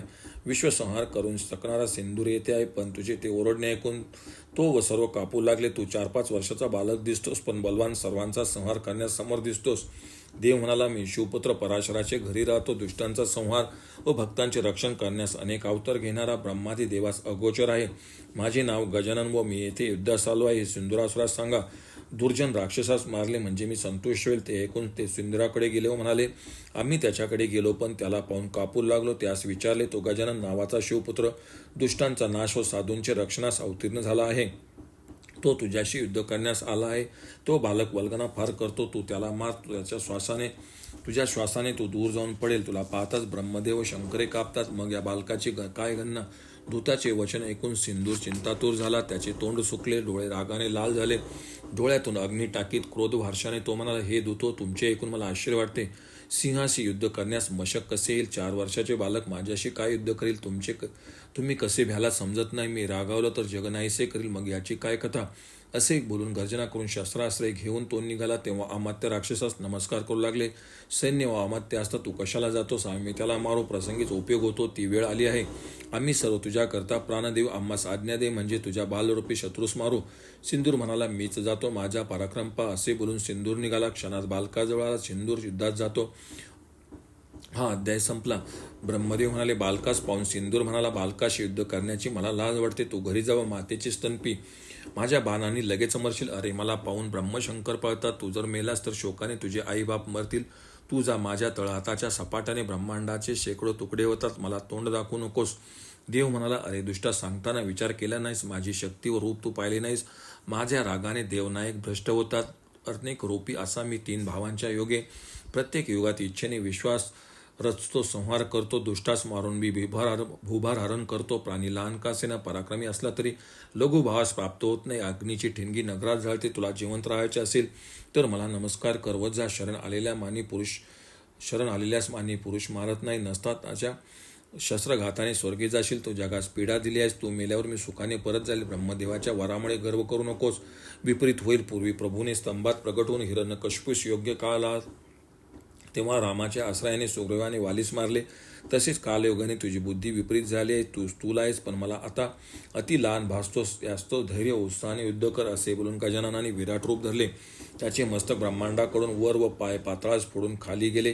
कानांनी दिशा व्यापला. सिंदुराने त्या विश्वरूपी सहस्रशीर्ष, पाय, नेत्र तसेच दिव्य वस्त्र, अलंकार, गंध अनेक सूर्यासारख्या बालकास पाहिले. तेव्हा दैत्याचे मन कचरले. पण तो धैर्य करून देवाजवळ गेला व गर्जना केली. खडक उचलून प्रहार करण्याची इच्छा करून रागाने पतंग अग्नीवर जातो तसा गेला. देव म्हणाले, हा मूढ, माझे स्वरूप जाणत नाही. यास्तव मीच तुला मुक्ती देतो. असे म्हणून त्याचा गळा धरला. दोन्ही हाताने त्याचे मर्दन केले. त्याच्या लाल रक्ताने देवाने आपल्या अंगास लेप दिला. त्यामुळे तो सिंदूरवदन, सिंदूरप्रिया नावाने प्रसिद्ध झाला. याप्रमाणे सिंदुरास मारले. तेव्हा देवांनी पुष्पवृष्टी केली. जयवाद्य वाजू लागली. अप्सरा नाचू लागल्या. वसिष्ठादी मुनी, इंद्रब्रह्मादी देव हातात वस्तू घेऊन नमो व जय शब्द करीत तेथे आले. सर्व राजे आनंदाने आले. त्यांनी त्या 4 हात आभरणाने, दिव्य वस्त्र, गंधाने भूषित मूषक वाहन अशा त्या गजाननाची पूजा केली. इंद्रादी देवांनी स्तुती केली. ते म्हणाले, तुझ्याविषयी ब्रह्मादी देव व मुनी कुंठित झाले. आम्ही तुझी स्तुती करण्यास समर्थ नाही. तू करता, कारण, कार्यरक्षक, पोषक, संहारक, ज्ञान देणारा आहेस. ब्रह्मा, विष्णू, महेश, नद्या, समुद्र, सिद्ध, राक्षस इत्यादी तूच आहेस. मोक्षाचे साधन अशा तुला आम्ही साक्षात पाहिले. आम्ही धन्य झालो. सिंदूर मेल्यामुळे आम्ही सुखी झालो. आता लोक आपापल्या कार्यात मग्न होत आहेत. स्वहा स्वधा व षटकारही आता होतील. नाना अवतारांनी तो पालन व दुष्टांचा नाश करून भक्तांच्या कामना पूर्ण करतोस अशी स्तुती करून त्यांनी सुंदर शिखराचे मंदिर बांधून गजाननाच्या मूर्तीची स्थापना केली. तिच्या दर्शनाने पापमुक्ती व स्मरणाने 7 कुलांचा उद्धार होतो. त्यास प्रथम प्रणाम पूजा करून देव तृप्त झाली. मुनींची पूजा करून त्यांचे सुंदर हा असे नाव ठेवले व नमस्कार व अनेक द्रव्यांनी पूजा करून ते तुझे रसदन राजसदन या नावाने प्रसिद्ध होईल. अशी वरेण्याने त्यास पाहिले. आपला असे ओळखले. तो म्हणाला, अतिभयंकर व लोककंटक सिंधुरास मारून राजाची पदे त्यांना दिलीस. तू दैत्य विमर्दन या नावाने प्रसिद्ध होशील. बोलून त्या पराक्रमी पुत्राची प्रेमाने पूजा केली. त्याने अश्रू डाळले. कंठ सद्गदित झाला व दुःखाने तो रडू लागला. तो म्हणाला, विघ्नास भिवून मी पाप्याने मूर्खपणाने तुझा त्याग केला. तुझी पूजा करण्यास इंद्र व ब्रह्मादी देव आले. त्यातूच अनंत कोटी ब्रह्मांड नायकास आम्ही जाणत नाही. एखाद्या मूर्ख कामधेनू निधी व कल्पतरू यांचा त्याग करतो. तसेच तुझ्या मायाने मोहित झालेल्या मी तुला घालविले. असे त्याचे वचन ऐकून 4 भुजांनी देवाने त्यास आलिंगन दिले व म्हणाला, पूर्वकल्पात तुम्ही दोघांनी वडाची पिकली पाने खाऊन देवाची 1000 वर्षे कठीण तप केले. मी प्रसन्न झालो. तुम्ही मोक्ष न मागता मी पुत्र व्हावे असे मागितले. तो भूभार मी हरण करण्यास सिंधुराचा वध, साधूंचे रक्षण करण्यास तुझा पुत्र झालो. नसता मज निराकार व साक्षी शरीर कोटचे मी वचन सत्य केले व त्रैलोक्यात संतुष्ट केले. आता मी निजधामी जाईल. तू शोक करू नकोस. वरेण्य म्हणाला, संसारात मी अनेक दुःखे भोगली. आता मला मोक्ष मार्गाचा उपदेश कर. तुझा साक्षात्कार झाला असता बंधन कसे राहील, ज्यामुळे मी काम, क्रोध व मृत्यूचे भय टाकीत मुक्ती मिळवीन असा योग सांग. असे ऐकून गजाननाने त्यास आपल्या आसनावर बसवले. त्याच्या मस्तके हात ठेवला. त्याला गणेश गीता सांगून त्याच्या सर्व संशयाचे निरसन केले. त्यास विश्वरूप दाखवून कृतकृत्य केले. त्याने गीतेचे सार जाणून राज्यप्रधानास अर्पण केले व तप करण्यास वनात गेला. तेथे गजाननाचे ध्यान केले. चित्ताला अन्य विषयाकडे जाऊ न देता गीतेची सदा आवृत्ती करू लागला. तेव्हा जलात टाकलेले जल जसे जलरूप होते तसा तोही तन्मय झाला. मुनी म्हणाले, हे चतुरानना कृपा करून सर्व अज्ञानांचा नाश करणारी गणेश गीता मला सांग. ब्रह्मदेव म्हणाले, शौनकाने ज्याच प्रश्न केला अशा सूताने व्यासमुखातून ऐकलेली गीता सांगितली. सूत म्हणाले, तू सांगितलेले 18 पुराणरूप अमृत मी प्यालो. आता त्याहून अतिरसाळ असे उत्तम अमृत पिण्याची इच्छा आहे, ज्यामुळे पुरुष अमृत ब्रह्मरूप होतो. असे योगामृत सांग. व्यास म्हणाले, हे सुता राजाने विचारलं. गजाननाने ती सांगितली. तीच योग मार्गास प्रकाशित करणारी गीता सांगतो. वरेण्य म्हणाला, हे विघ्नेश्वरा, सर्व विद्या शारदा, शास्त्रांचे तत्व जाणणाऱ्या देवा, मला योग्य सांग. गजानन म्हणाले, हे राजा, माझ्या कृपेमुळे तुझी बुद्धी निश्चित झाली आहे. योगामृतरूपी गीता सांगतो. पदार्थाचा योग होणे हा योग नव्हे. संपत्तीविषयी माता पिताशी संबंध, बंधुपुत्र किंवा अनिमादी अष्टसिद्धी मिळणे हाही योग नव्हे. रूपवान स्त्री, राज्य, हत्ती, घोडे मिळणे हाही योग नाही. फार काही इंद्रपदाची प्राप्ती, सत्यलोक, कैलास, वैकुंठ मिळणे हा पण योग नाही. सूर्यत्व, चंद्रत्व, कुबेरत्व, वायुत्व, अग्नितत्व, अमरत्व, कालत्व, वरुणत्व, सार्वभौमत्व मिळणे यासही योग म्हणत नाही. योग नाना प्रकारचा आहे. ज्ञानी त्याचे अनुष्ठान करीत असतात. ते लोकांविषयी उदासीन, आहाराचा जय करून ऊर्ध्वरते होतात. ते त्रिभुवनास वश करून पावन करतात.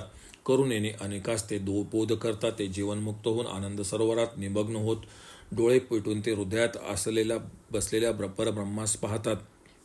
त्याचे ध्यान करतात. सर्व भूते आपणासारखीच आहेत असे समजतात. पूर्व कर्मयोगानुसार कोणी अशा त्या लोकांना अन्नपाणी देतात, कोणी मारतात, कोणी पीडा देतात, कोणी निंदा तिरस्कार करतात. दयेने भूतलावर ते फिरत असतात. लोकांवर अनुग्रह करतात. त्यांनी क्रोध व इंद्रिय जिंकलेले असतात. ते केवळ देहधारण करतात. माती व सोने समान समजतात. असे भाग्यवान पुरुष ज्याच्यामुळे दृष्टीस पडतात, तो हा उत्तम योग तुला सांगेल. ऐक. हे एकताच प्राणी पाप व भवसागर यातून मुक्त होतो. हे राजा, शक्ती, सूर्य, विष्णू व शिव या 4 ब्रह्मांची क्रमाक्रमाने उपासना, साक्षात्कार व समाधी साधने व स्वानंद देश गणेशाच्या ठिकाणी या 4 संपूर्ण शांती व समाप्ती साधने असेच म्हणजेच अभेद बुद्धी होणे होय. 4 संयोग किंवा समाप्ती गणेश ब्रह्माच्या ठिकाणी झाली म्हणजे तो अभेद बुद्धिरूप योग मला मान्य आहे. मी नाना प्रकारचे वेश घेऊन सृष्टी उत्पन्न, पालन व संहार करतो. विष्णू, शिव, शक्ती व सूर्य या 4 निर्माण करून त्यांचा स्वामी व नियंता असा मी 5व्या प्रकारे पंचविध झालो. पण अज्ञानी हे जीव जाणत नाही. माझ्यापासून तेज, जल, पृथ्वी, आकाश, वायू, ब्रह्मा, विष्णू, शिव 8 वसू, 14 मनु, गायी, यश, 21 स्वर्ग, नाग, मनुष्यादी झाले. मी सर्वांचा साक्षी, सर्व जगाची दृष्टी, पुण्य पापाने लिप्त न होणारा, आविष्कारी, प्रत्यक्षादी प्रमाणांचा विषय न होणारा, सर्वव्यापी अव्यय आहे. मीच आनंद स्वरूप परब्रह्म आहे. श्रेष्ठ नरास माझी माया मोहित करते व षड विकारात गुंग ठेवते. अनेक जन्मांनी मायेचे मोह पटल सरून प्राणी विषयापासून विरक्त होतो. बोध झाला असता ब्रह्म जाणतो. हे ब्रह्म शस्त्रांनी तुटत नाही, अग्नीने जळत नाही, जलाने भिजत नाही, वायूने सुकत नाही, मरणाऱ्या शरीरात न मरणारे आहे. वेदातील कर्मकांडांच्या वादात मग्न असणारे मुख वेदापासून मिळणाऱ्या स्वर्गादेवकोण याचे फल भिन्न आहेत हे मानित नाही. वेदाने सांगितलेले व फुललेल्या वृक्षाप्रमाणे रमणी भासणाऱ्या स्थितिरूप वाणींची ते प्रशंसा करतात. ते जन्म मरण देणारे कर्मच करीत राहतात. स्वर्गातील ऐश्वर्यात मग्न होतात व विवेकशून्य व भोगात मन आसक्त ठेवणारे असतात. आपणच बंधनात पडतात. कर्मामुळे ते संसार चक्रात फिरत राहतात. ज्याचे जे शास्त्रविहित कर्म असेल ते करून मला अर्पण करावे. त्यामुळे कर्माचे अंकुर जळतात व चित्तशुद्धी होते. त्याच्यामुळे साक्षात्कार होतो. मुनींनी शुद्ध बुद्धीनेच परब्रह्मास जाणले व बुद्धिमान पुरुषाने कर्मे करावीत. मी ज्ञानी या अभिमानाने कर्मत्याग व स्वधर्मत्याग करू नये, कारण कर्मत्यागाने चित्तशुद्धी होत नाही. प्रथम ज्ञानाविषयी कोणाचाच अधिकार नसतो, कर्मामध्ये असतो. कर्मामुळे बुद्धी शुद्ध झाली तर अभेद बुद्धी प्राप्त होते. त्यासच योग्य असे म्हटले आहे. तोच मोक्ष देतो. आणखी एक योग आहे. पशु, पुत्र, मित्र व शत्रू, बंधू, सुख दुःख, राग, हर्ष, भीती यांच्या ठिकाणी समभावना ठेवतो. रोग, भोग, जय, पराजय, अग्नी, धन मिळणे न मिळणे, लाभ, हारण, मरण यांचे ठाई समत्व ठेवतो. सर्व वस्तुमात्रात मी आत व बाहेर आहे, समान आहे. सूर्यचंद्र, अग्नी, शक्ती, वायू, ब्राह्मण, सरोवर, नद्या, तीर्थक्षेत्र, विष्णू, देव, यक्ष, सर्प, पशु, पक्षी यांचे ठाई तो मलाच पाहतो. तो योगी होय. विषयापासून इंद्रिय आवरून सर्वत्र समबुद्धी ठेवणे हाच योग मला मान्य आहे. स्वधर्माची आवड असलेल्या पुरुषास दैवयोगाने आत्मनात्मक विवेकबुद्धी प्राप्त होते. त्याला योग असे म्हटले आहे. असा पुरुष धर्म अधर्म या दोहोसही येथे सोडतो. यास्तव योगाकरता प्रयत्न करावा, कारण विधियुक्त कर्मे त्यामध्ये हा समभाव रूप योगच कौशल आहे.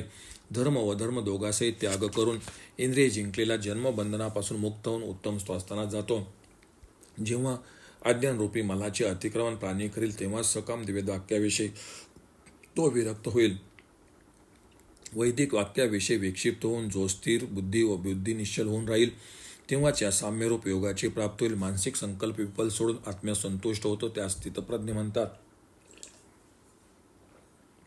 सुखाविषयी निरीच्छ दुःख प्राप्त झाले तरी उद्विग्न न होणारा, भीती, क्रोध, प्रेम निघून गेले त्यास स्थिरबुद्धी असे म्हणतात. कासव चोकडून आपली अंगी आत ओढतो तसे योगाने इंद्रिय आवरावे. ज्याने आहार टाकला त्याचे विषय निवृत्त होतात, पण विषयांचे प्रेम मनात राहते. ब्रह्मज्ञान झाले तर विषय प्रीती नाहीशी होते. योगाचा प्रयत्न करताना इंद्रिय मनास व्याकुळ करून बलाने हरण करतात. म्हणून योगाने इंद्रिय वश करून मतपराने भासावे.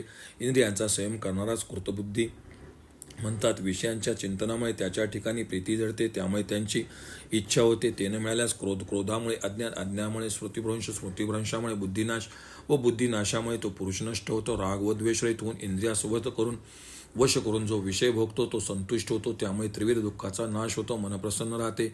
या प्रसन्नते वाचून आत्मबुद्धी होत नाही. या बुद्धी वाचून आत्मचिंतन होत नाही. आत्मचिंतना वाचून अंतःकरणात शांती नाही. शांती वाचून सुख कोठे.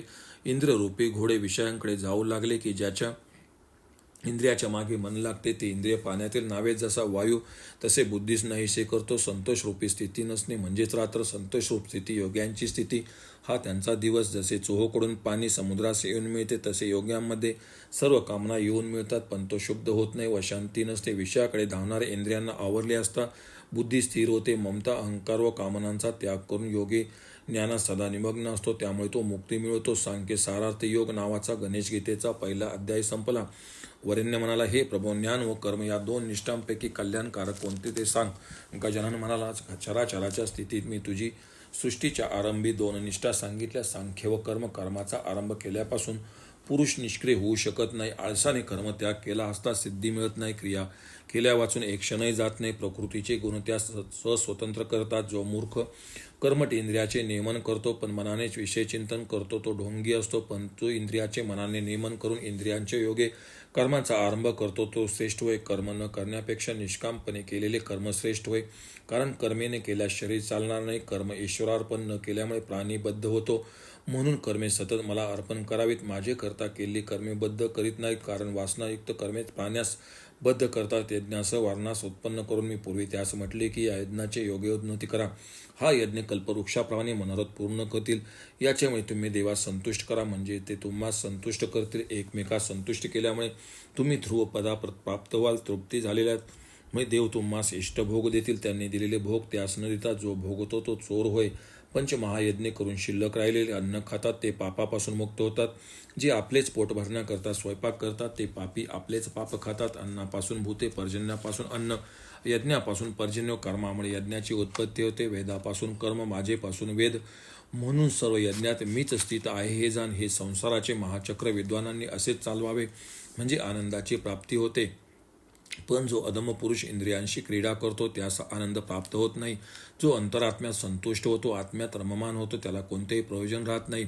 कार्य व अकार्याचे शुभ अशुभ फल त्यास मिळत नाही. त्यास सांख्य असे साध्य असे काहीच नसते. म्हणून कर्मात आसक्त नव्हता कर्म करावे ते तो मला प्राप्त होतो. याप्रमाणे पूर्वी अनेक राजश्री व ब्राह्मणांनी अशी सिद्धी मिळवली. लोकांचा संग्रह करण्याकरता निष्काम कर्म करावे. श्रेष्ठ पुरुष जसे आचरण करतात तसे सामान्य लोक करतात. मला या त्रिभुवनात काहीच मिळवायचे नाही तरी मी कर्मे करतो. मी स्वतंत्र आहे म्हणून आळशीपणाने कर्म न केले तर इतर एक तसेच करतील. त्यामुळे संप्रदायाचा उच्छेद होईल. त्यामुळे मी या लोकांचा घात व वर्णसंकर करणारा होईल. कामी पुरुष अज्ञानामुळे हेतू धरून कर्मे करतात, पण असक्त बुद्धी असणाऱ्याने लोकहिताचे कर्म करावे. अज्ञानाच्या भिन्न बुद्धीचा त्याग करावा. योगयुक्त होऊन कर्मे मला समर्पित करावी. पुरुष अविद्या गुण यांचा प्रतिनिधी असल्यामुळे आळस सोडून कर्मे करतो. अहंकारामुळे बुद्धी विपरीत होऊन मी करता आहे असे तो मानतो. गुण व कर्म याहून आत्मतत्व भिन्न मानतो. इंद्रिय विषयात प्रवृत्त होतो असे मानून त्यात आसक्त होत नाही. 3 गुणांनी मोहित झाले सकाम कर्म करतात. आत्मद्रोही अविश्वासी यांच्या बुद्धीने सर्व ज्ञाने उल्लंघन करू नये. शहाण्याने अहंता व ममता टाकून नित्य नैमित्तिक कर्मे करून मला अर्पण करावे. त्यामुळे तो परमगती मिळवतो. जे भक्तिवान यांचे अनुष्ठान करतात ते कर्मापासून मुक्त होतात. ते विवेकशून्य असे न वागतील ते महामूढ माझे शत्रूच होत. ज्ञानवानही प्रकृतीसारखेच कर्म करतो याविषयी आग्रह धरणे व्यर्थ आहे. इंद्रियाच्या अर्थामध्ये काम व क्रोध उत्पन्न होत असतो. त्याच्या स्वाधीन होऊ नये. ते विध्वंसक होत. गुणरहित स्वधर्म दुसऱ्याच्या परिपूर्ण धर्मापेक्षा श्रेष्ठ होत. म्हणून स्वधर्मातच मरण यावे. परधर्म परलोकी भय देतो. वरेण्य म्हणाला, इच्छा नसतानाही बळेच पाप करायस कोण लावतो. गजानन म्हणाले, गुणापासून उत्पन्न झाले काम व क्रोध लोकांना वश करतात, पण ते शत्रुजान. जसे माया जगास वाप पाण्यास मेघ सूर्यास, तसे काम व क्रोध ज्ञानास आच्छादित करतात. हा शत्रू मन बुद्धी इंद्रिय यांचा आश्रय करून राहतो व ज्ञानास मोह पाडतो. म्हणून प्रथम मन इंद्रियाचे नियमन, ज्ञान व विज्ञान नाहीसे करणारे पाप जिंकावे. कारण इंद्रिय देहाहून, त्याच्याहून मन, मनाहून बुद्धी, बुद्धीहून आत्मा पर आहे. शुद्ध मनाने आत्म्यात जाणून निश्चयाने देह व इंद्रियांचे नियमन करून कामरूपी शत्रूस मारून परमपद मिळावे. कर्मयोग हा 2रा अध्याय संपला. गजानन म्हणाले, पूर्वी सृष्टी समयी हा योग मी उत्पन्न करून तो विष्णूस सांगितला. विष्णूने सूर्यास, सूर्याने शक्तीस तो योग सांगितला व परंपरेने मुनींना कळला. पुष्कळ काळ गेल्यावर हा नाहीसा झाला, कारण याच्यावर कोणाची श्रद्धा व विश्वास राहिला नाही. आता तो गुह्य व शुभ एक वैरण्य म्हणाला, हे देवा, तू गर्भातच आता उत्पन्न झाला आहेस, मग हा विष्णूस हा योग कसा सांगितलास? गजानन म्हणाले, आजपर्यंत तुझे व माझे अनेक जन्म झाले, त्याची तुला आठवण नाही. मला आहे. विष्णू आदिदेव मजपासून झाले. युगायुगातील प्रलयात ते माझेच ठिकाणीच लय पावतात. ब्रह्म, रुद्र व चराचर जगत मीच आहे. मी अनादि आत्मा आहे. त्रिगुण मायेचा आश्रय करून मी अनेक युगीत निर्माण होतो. अधर्माची वृद्धी व धर्मक्षय होतो तेव्हा साधूंचे रक्षण व दुष्टांचा नाश करण्यास मी उत्पन्न होतो व अधर्माचा अच्छेद करून धर्म स्थापन करीतो. दुष्ट दैत्यास मारतो. अनेक रूपे घेऊन वर्णाश्रम मुनी साधूंचे रक्षण करतो. युगात माझी स्थिती उत्पत्ती कर्मवीर्य जो जाणतो तो अहम व ममता सोडून राहतो व जन्म घेत नाही. निर्भय, निरीच्छ, क्रोधशून्य भक्त असे अनेक साधक मला येऊन मिळाले. माझ्याविषयी जशी भावना तसे मी फल देतो. जो कोणी असो ते माझ्याच मार्गाचे अन्वय होत स्वतःशी व इतरांशी ते सारखाच व्यवहार करतात. कर्मफलाची इच्छा करणारे देवतांवर प्रीती करतात, त्यांना मग कर्मसिद्धी मिळते. सत्व, रज व तमाच्या योगे मी मृत्यूलोकी 4 वर निर्माण केले. मी जरी करता आहे तरी ज्ञानी मी अकर्ता आहे असे समजतात. मी ईश्वर कर्म व गुणांनी लिप्त होत नाही असे जाणून पूर्वीच्या मुमुक्षांनी केलेले कर्म पुढच्या साधकांनी केले. त्यामुळे वासनेचे संसाराचे कारण जे अज्ञानबंधन, त्यातून प्राणी मुक्त होतो.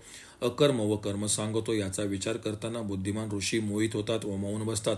मुमुक्षने कर्म, अकर्म, विकर्म यांचे तत्व जाणावे. येथे 3 प्रकारचे कर्म आहेत, त्याची गती सूक्ष्म आहे.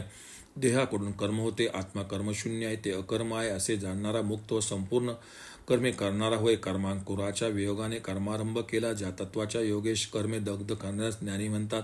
फलाशा सोडून साधनरहित होऊन सर्वदा तृप्त राहावे असा पुरुष काही करीत नाही. निष्काम होऊन शरीर इंद्रियाचे नियमन व परिग्रहाचा त्याग करून केवळ गृहकर्म करतो, त्यास पाप नाही. शीतोष्ण आदी द्वंद्वरहित, सिद्धी असिद्धी समान मत्सर सोडून यदृच्छेने जे फळे मिळेल त्यात संतोष मानून कर्मे करणारा बद्ध होत नाही. विषयापासून मुक्त झालेल्या व ज्ञान विज्ञानामुळे युक्त आशाने यज्ञाकरता केलेले कर्म लय पावते. मीच अग्नी व्हावे हवनाने प्राप्त होणारे बद्ध ब्रह्म आहे. कित्येक योगी ब्रह्माच्या ठिकाणी नियमग्न राहतात. कित्येक देवयज्ञ, कित्येक ब्रह्माग्नी, कित्येक इंद्रिय संयमन, प्राण व इंद्रिय यांचा संयम, कित्येक द्रव्य तप, स्वाध्याय ज्ञान, कित्येक कुंभक रेचक दोघांची गती बंद करून प्राणायाम करतात, कित्येक प्राण जिंकतात. याप्रमाणे अनेक यज्ञांचे योगाने आपले पातक नाहीसे करतात व अवशेष राहिलेले अमृत पिऊन नित्य ब्रह्मास जाऊन पोहोचतात. यज्ञ न करण्यास हा लोकही सुखावं नाही, मग परलोक कसा. वेदात सांगितलेल्या या त्रिविध यज्ञात जाण व पातकापासून मुक्त हो. सर्व यज्ञात ज्ञानयज्ञ श्रेष्ठ हे मोक्षाचे साधन असून यात कर्मलीन होते. सज्जनास प्रश्नस नमस्कार व सेवा करून ते ज्ञान मिळावे हे तत्वज्ञ विशारद मग सांगतात. साधू समागम न करिता दुसरे संग करणारे पुरुष संसार बंधनात पडतात. संत संगतीने सद्गुणांची प्राप्ती, विपत्तीचा लय व ऐहिक पारलौकिक हित होते. इतर सर्व सुलभ सत्संगती दुर्लभ होय.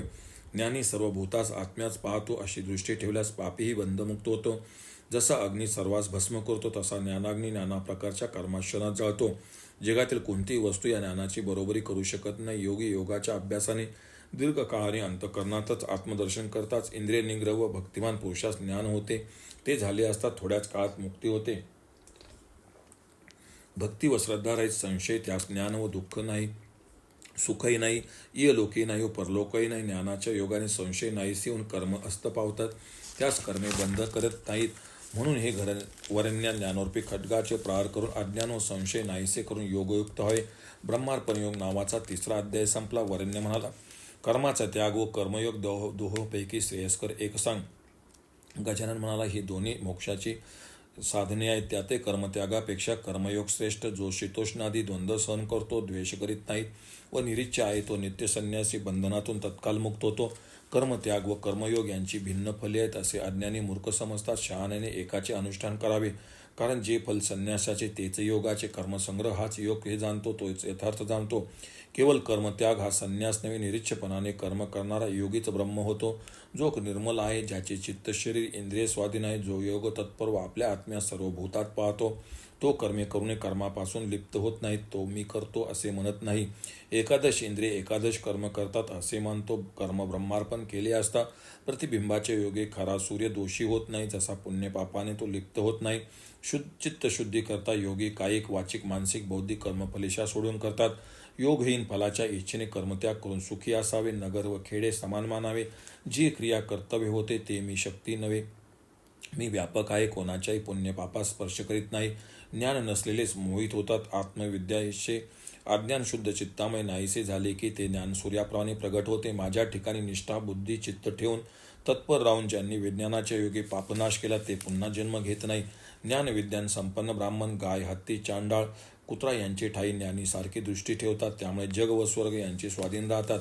ते जीवन मुक्त होतात. दोषरहित ब्रह्मास त्यांनी जाणलेले असते. प्रिय अप्रिय त्या प्रभूविषयी संशय आश्चर्य करू नये. लिंग पुराणात शिवापासून ब्रह्मा विष्णू निर्माण झाले असे सांगितले आहे. स्कंद पुराणात ब्रह्मदेवाच्या नेत्रापासून शंकराची उत्पत्ती, विष्णू शिवाचे ध्यान, शिव विष्णूचे ध्यान करतो असे सांगितले आहे. पंचाक्षरी मंत्र तसेच रामचरित्र शंपर कोटी त्याचे 3 भाग. त्यात शंकराने मृत्यूलोकात तारकाची स्थापना केली असे कोठे म्हटले आहे. कोठे शिवापासून, कोठे ब्रह्मदेवापासून, कोठे हरीपासून, कोठे दिवेपासून, कोठे सूर्यापासून, गजाननापासून उत्पत्ती सांगितले. हे सर्व शास्त्र संमत आहे. या संबंधी संशय घेणारा नरकात जातो. हे मुनी त्रेतायुगातील कथा सांगितली. आता कलियुगाची कथा एक. कलियुगातील लोक आचारभ्रष्ट असत्यवादी होतील. ब्राह्मण वेद स्नान संध्या यजन करणार नाहीत. दुष्टांचा पतिग्रह करतील. दुसऱ्यात दोष देणे, निंदा करणे, परस्त्रीचा भोग इत्यादी पापे करतील. ते विधीचा लोप विश्वासघात करतील. शपथा घेतील, पाऊस पडणार नाही. लोक मोठ्या नदीतीरी शेती करतील. बलवान दुर्बलाचे धन हरण करील. त्याच्यापासून दुसरे दोघे व दोघापासून आणखी कोणी तिघे ते धन हिसकवतील. शूद्र वेदपठण व ब्राह्मण शूद्र कर्मी होतील. क्षत्रिय वैश्यांची व वैश्य शूद्रांची कर्मे करतील. सर्व दरिद्री होतील. हाकार माजेल, धन घेऊनही मी घेतले नाही असे म्हणतील. एखादे काम करा अशी कोणी याचना केली तर दुसरे विरोध करतील. लाच खाऊन खोट्या साक्षी देतील. सज्जनांची निंदा व लवाडांशी मैत्री करतील. ब्राह्मण मांस खातील. सज्जनांचा उच्छेद व दुर्जनांना वैभव मिळेल. देवांचा त्याग व इंद्रियांचे लाड करतील. भूत प्रेषाधिकांचे भजन करतील. नाना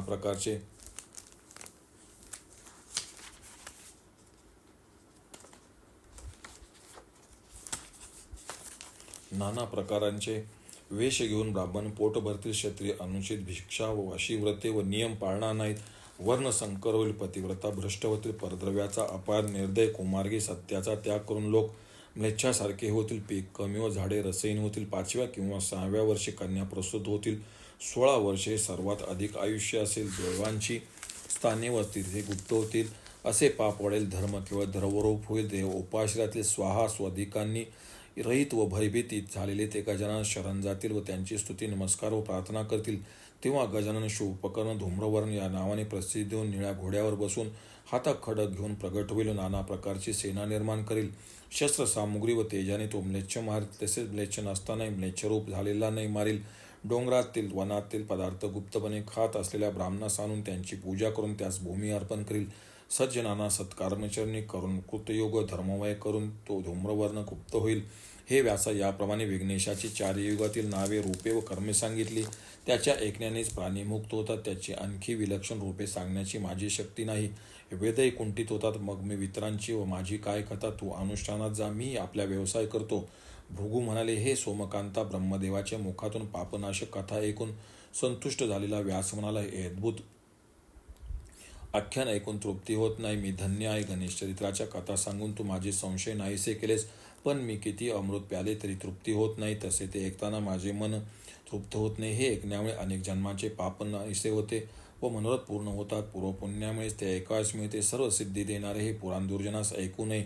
असे बोलून ब्रह्मदेवास नमस्कार प्रदक्षिणा करून त्यांची आज्ञा घेऊन व्यास तप करण्यास वनात गेले. तेथे कंद, फळे व पाणी पुष्कळ होते. मोठा वायू, सूर्यकिरण, अग्नींचा ताप नव्हता. तेथे मुनी एकनिष्ठपणे बसून एकाक्षर मंत्राचा जप करू लागले. अशी 12 वर्षे गेली. गजानन प्रकट झाला. व्यासांचे तप नावांचे 149वा अध्याय संपला. सोमकांत म्हणाले, हे भृगु, व्यासापुढे देव कसा प्रकट झाला ते सांग, त्यामुळे माझा पापक्षय होईल. भृगु म्हणाले, गजानन कसा प्रकट झाला ते एक, ज्याने लाल पुष्पे, लाल वस्त्रे धारण केली आहेत, शेंद्राची उट्टी, हत्तीचे मुख, कमलासारखे डोळे, चंद्राप्रमाणे मस्तक, सूर्याप्रमाणे तेजस्वी कुंडले, बाहुभूषणे, मुकुट, कंकण, शेष धारण केलेला तो देव पाहून मुनींनी डोळे मिटले व तो भ्याला व कापू लागला. मंत्राचे स्मरण करून मूर्छित झाला. गजानन म्हणाला, व्यासा, तू भिवू नकोस. तू ज्याचे ध्यान करतोस तोच मी वर देण्यास आलो आहे. ती मधुर वाणी ऐकून मुनी आनंदला त्याच्या पायावर मस्तक ठेवून, मी धन्य आहे, माझे माता पिता धन्य आहे, सर्वांचा आश्रय असा सच्चिदानंद देव पाहिला. मुनीने प्रार्थना केली, माझी भ्रांती नाहीशी कर, मला भक्ती दे, 18 पुराणे व तुझे स्तवन करण्याची शक्ती दे, माझ्या हृदयात निवास कर. देव म्हणाले, तू इच्छिले ते सर्व होईल. तू व्यासो नारायण नावाने सर्वमान्य होशील. तुला ज्ञान कीर्ती मिळेल. 18 पुराणे, 18 उपपुराणांचा तू करता होशील. गर्वामुळे पूर्वी तू माझे पूजन व स्मरण केले नाहीस, त्यामुळे तुझी वाणी स्तब्ध झाली. तू ब्रह्मदेवाच्या मुखातून माझा महिमा ऐकलास. मी तुझ्या उदरात प्रवेश करतो. असे बोलून देवाने त्याच्या उदरात प्रवेश केला. तेव्हा मुनी कोटी सूर्यासारखा तेजस्वी झाला.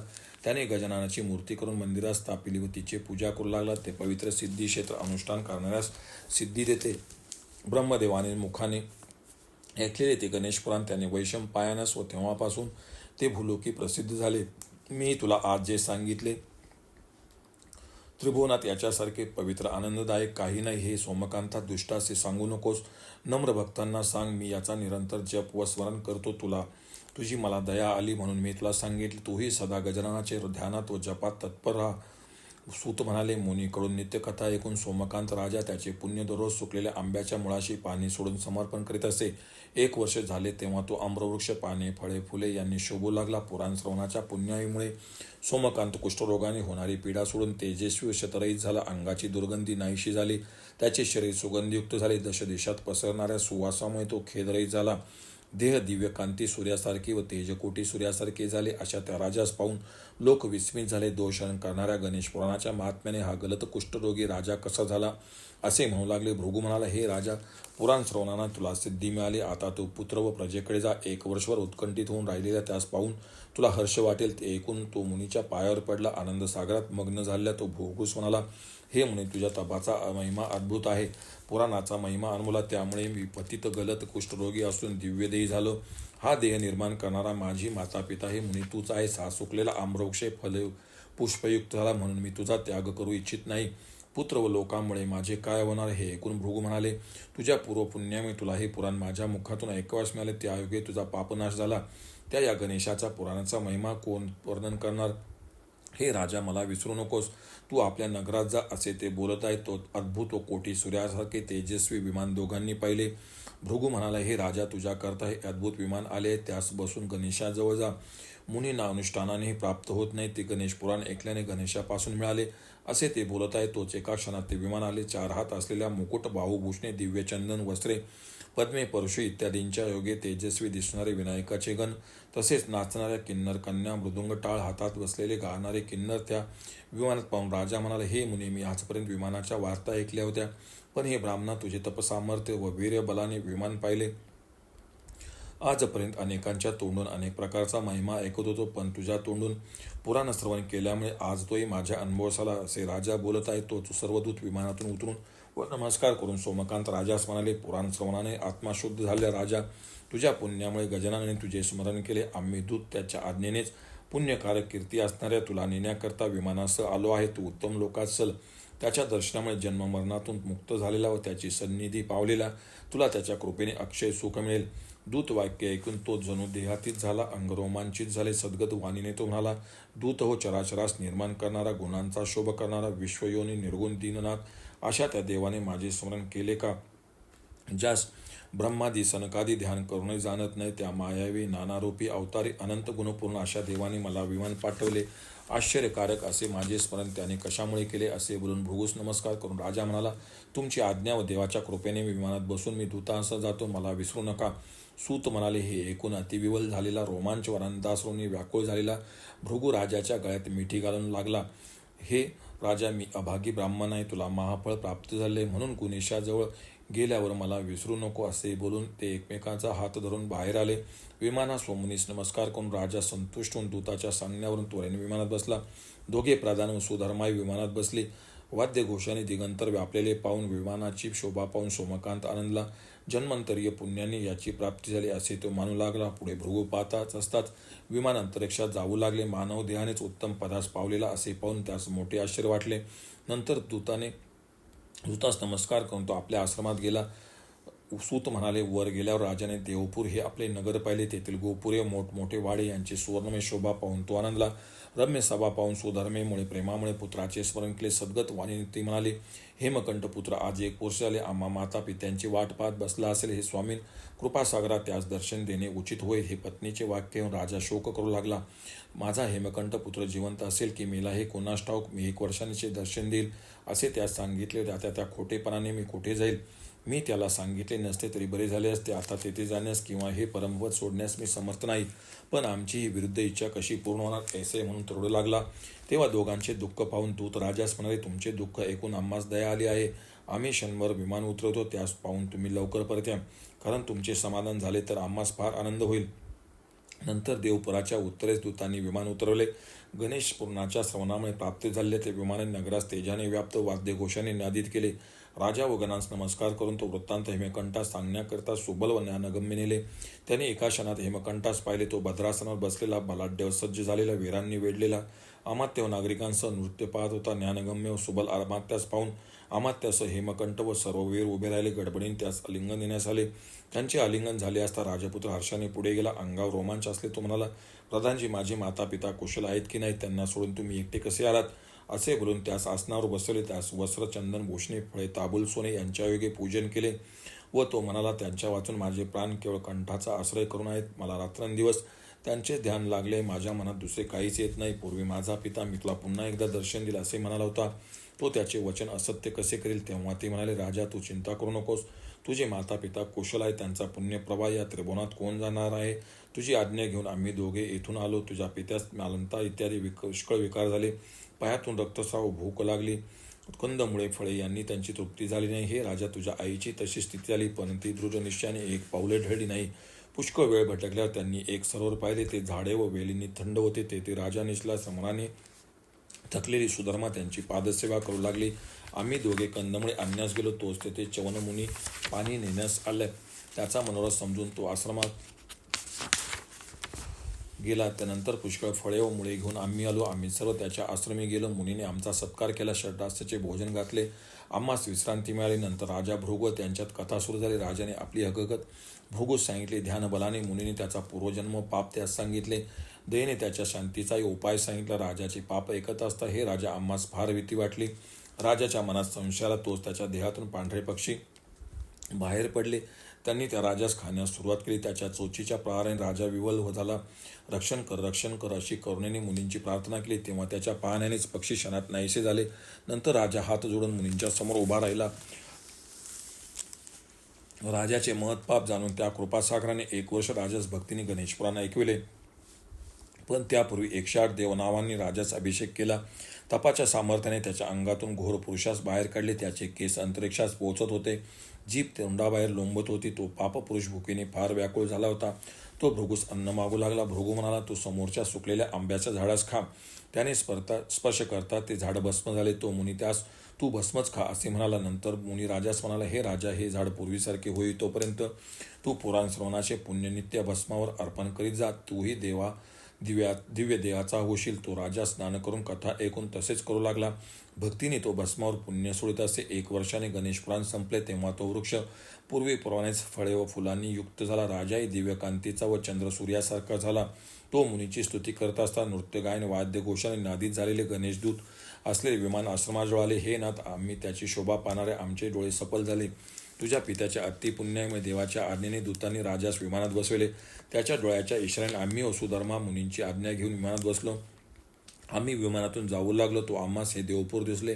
तुझी आठवण झाली. हे राजा, आई वडिलांच्या तुला पाहण्याच्या इच्छेमुळे विमान नगराच्या उत्तरेत उतरवले आहे व तुला कळवण्याकरता त्वरेने इथं आलं. तू त्यांच्या दर्शनाकरता त्वरित चल, नाहीतर विमान जाईल. ते ऐकून घाई झालेलं हेमकंठ रोमांच अश्रून युक्त सर्व वृत्तांत ऐकल्यामुळे त्याच्या दर्शनास उत्सुक झाल्यामुळे त्यांना पुढे घालून धावतच निघाला. धावण्यामुळे त्याची मुष्टिने अस्ताव्यस्त झाली होती. नागरिक व सेवकांनी वेढलेला, नेत्रातून अश्रू गळत असलेला तो एका क्षणात गणांनी व्याप्त अशा विमानाजवळ येऊन पोचला.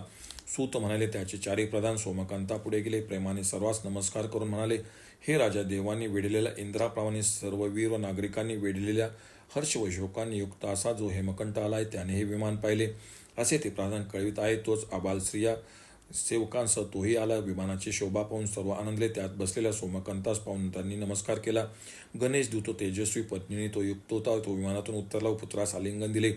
दोघे आनंदाश्रू ढाळू लागले. शरीर रोमांचित झाले. ते जणू विधेयीच बनले. क्षणभर कोणी काहीच बोलले नाही. स्नेहाने पिता म्हणाला, हे बालका, 1 वर्षाने भेटलेला तुला आज पाहिले. तू वंशाचे भूषण आहेस. तुझी नित्य आठवण येते. लोकांच्या पुत्रात तुझ्यासारखा पुत्र दिसत नाही. सुधर्माही स्नेहाने धावत पुत्राकडे आली.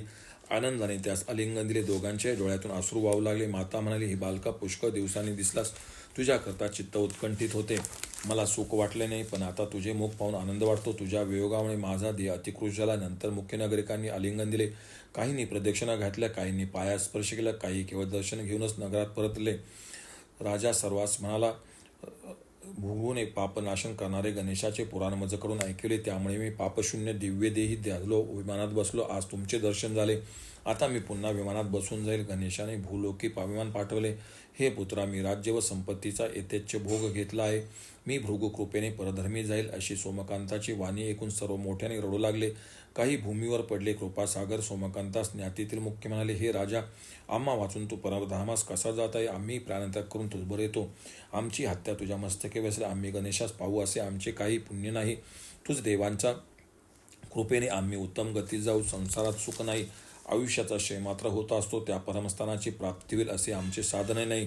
तोच हेमकंठ म्हणाला, हे तात, मज अर्भकास सोडून तुम्ही गजाननास पाहण्यास कसा जात आहात? मला राज्य काय करायचे? तुझ्या आज्ञेने मी वर्षभर राज्य केले. आता माझी इच्छा नाही. मी हे शपथपूर्वक सांगत आहे. मलाही तुझबरोबर ने.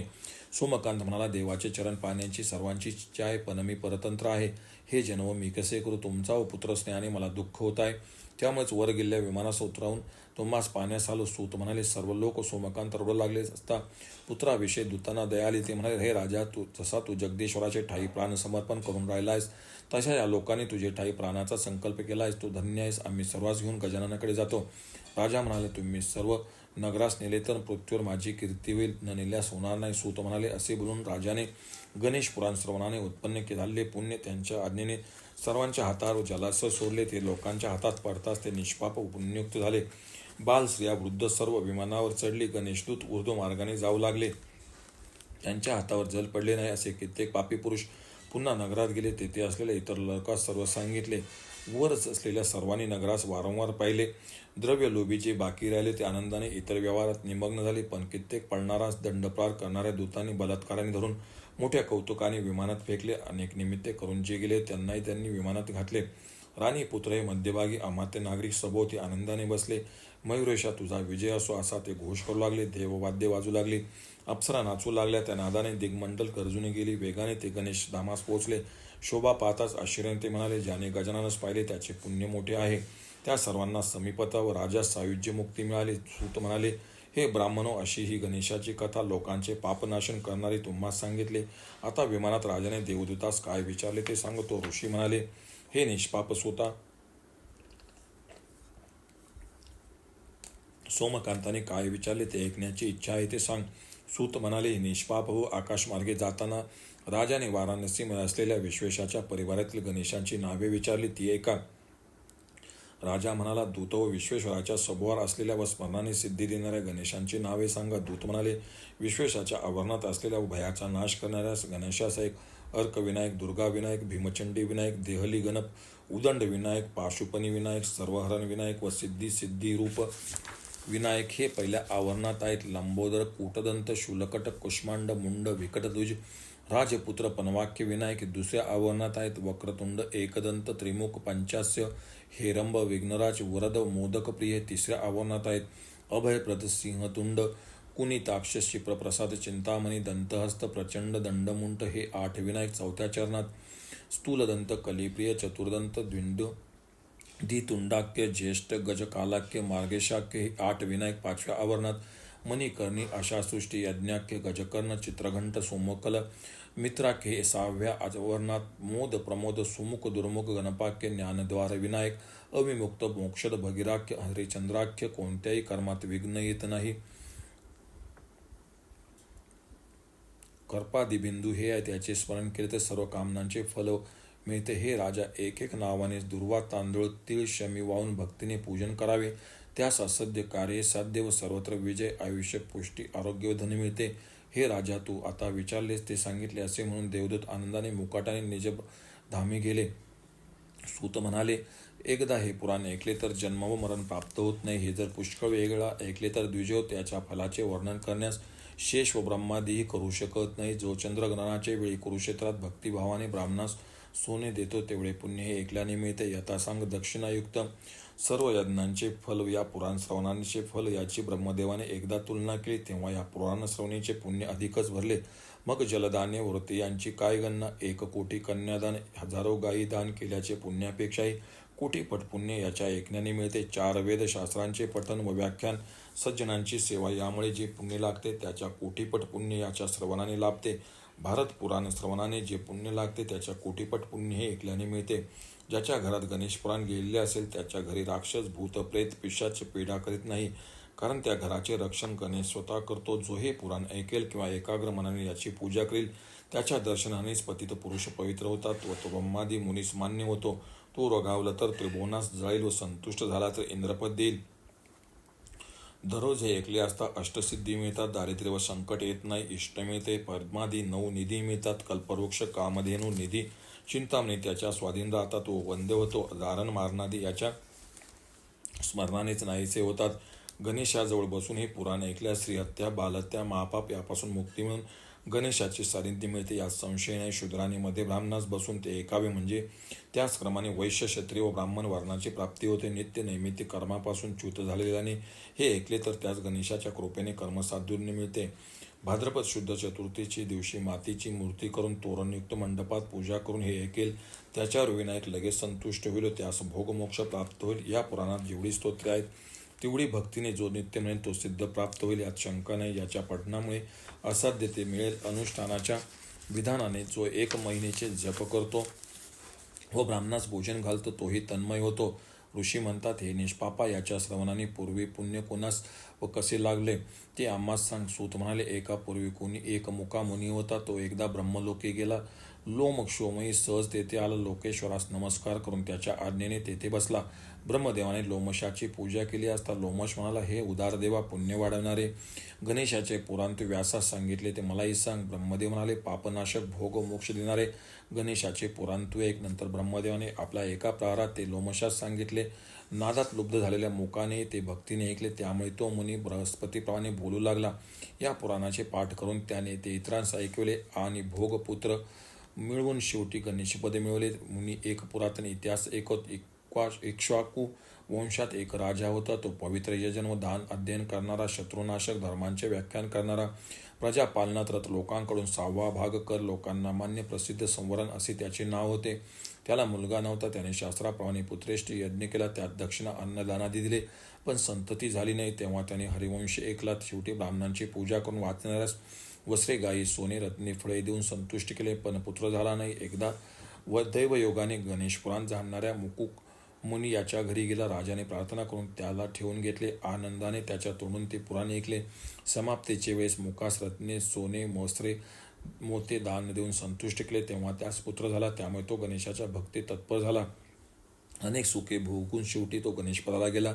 त्याची 30 वर्षाची बहीण होती. ती यथाकाल रजस्वला होत असे, पण संतती होईना. गणेश पुराण ऐकून राजास संतती झाली हे ऐकून तिने त्या मुनीस बोलविले व त्याच्या मुखाने पुराण ऐकले. गणेश भजनात मग्न असलेल्या तिला पुत्र झाला, पौत्र झाले. मनोहर भोग भोगून शेवटी गणेश धामास गेली. सगराच्या पुत्रापैकी एक पुत्र पंगू होता. त्याला 12 वर्षाच्या मुलाने भक्तीने लोमशाच्या मुखाने पुराण ऐकले. लोमशास द्रव्य देऊन संतुष्ट केल्यावर त्यास पाय आले.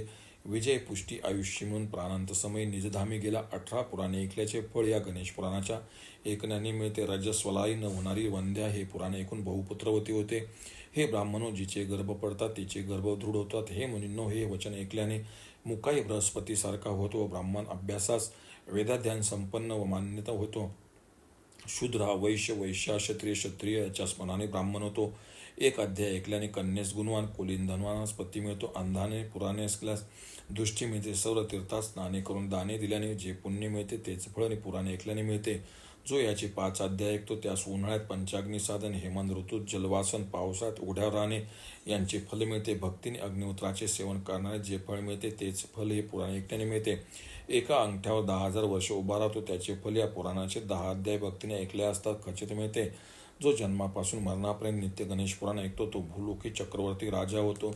जन्मभर काशीवासाचे पुण्य गणेश पुराणामुळे मिळते. जो 1000 माघमासी प्रयाग क्षेत्री स्नान करतो त्या फला इतके फल हे पुराण ऐकल्याने मिळते. गोमतीच्या संगमावर जो स्नान करतो त्याच्या कोटीपट फल हे पुराण ऐकल्याने मिळते. गणेशाचे हे पुराण जो भक्तिमान पुरुष ऐकतो त्या शूल, वज्र व विष्णूच्या चक्राचे भय नसते. हे पुराण मी तुम्हाला सविस्तर सांगितले.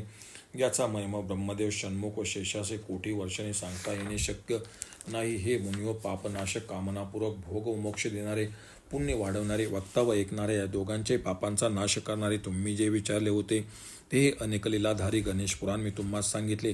आता आणखी काय ऐकण्याची इच्छा करीत आहात? फलश्रुती निरूपण या नावाचा 195 अध्याय संपला. इत्कलम गणेश शरणम. श्री गणेश पुराणम उत्तरार्ध संपला. श्री गणेश पुराणही संपले. आरती गणेश पुराणाची. जय देव जय देव जय श्री गणेशा. पुराणवर्या आरती तू ते भवनाशा. त्वपद ओंकारात्मक औपासना खंड. तत्पद धूमय ते क्रीडाखंड. असित पद योगमयी ते गीता प्रचंड. राहे यन्माहात्मे चाले ब्रह्मांड. सांगे हरी त्रिविदे तो सांगे श्रीव्यासा. भृगु शशिकांता एकवी धरुणी हव्यासा. ज्याते आदी पुराणात्मक संज्ञा भासा. ज्याच्या श्रवणे तुटतो दर्दुर्भव पासा. तू ते पटता श्रविता शुभवंदन करिता. चुकती भवदुर्गमहा पूजिता संस्मरिता. विष्णू शिवांद्याही तुझ हृदय कमळी धरिता. शांतीपद होसी त्याते कोण तुझ्या वार्ता. त्वद्रस सेवी तुच्छ विमोक्षाते मानी. भक्ती ज्ञान विरक्त्यादित्यांची तू ध्यानी. म्हणून दत्त व्यासादिक ज्ञानी. श्रुतिधारी रत होनी त्वसदगुणांनी. जय देव जय श्री गणेशा. पुराणवर्या आरती तू ते भवनाशा. श्रीमद गणेशाची आरती. जय देवी जय गणेश गीते. पंचारती श्रुती माते ओवाळून तू ते. जगतारिणी भवहारिणी असेसी श्रुती जननी. झाले मुख शिवादिक तव महिमा गणनी. जपिती विष्णुआदिक सुरतैसे सर्व मुनी. वर्णिक भावे प्रकटसी तू प्रभूच्या वदनी.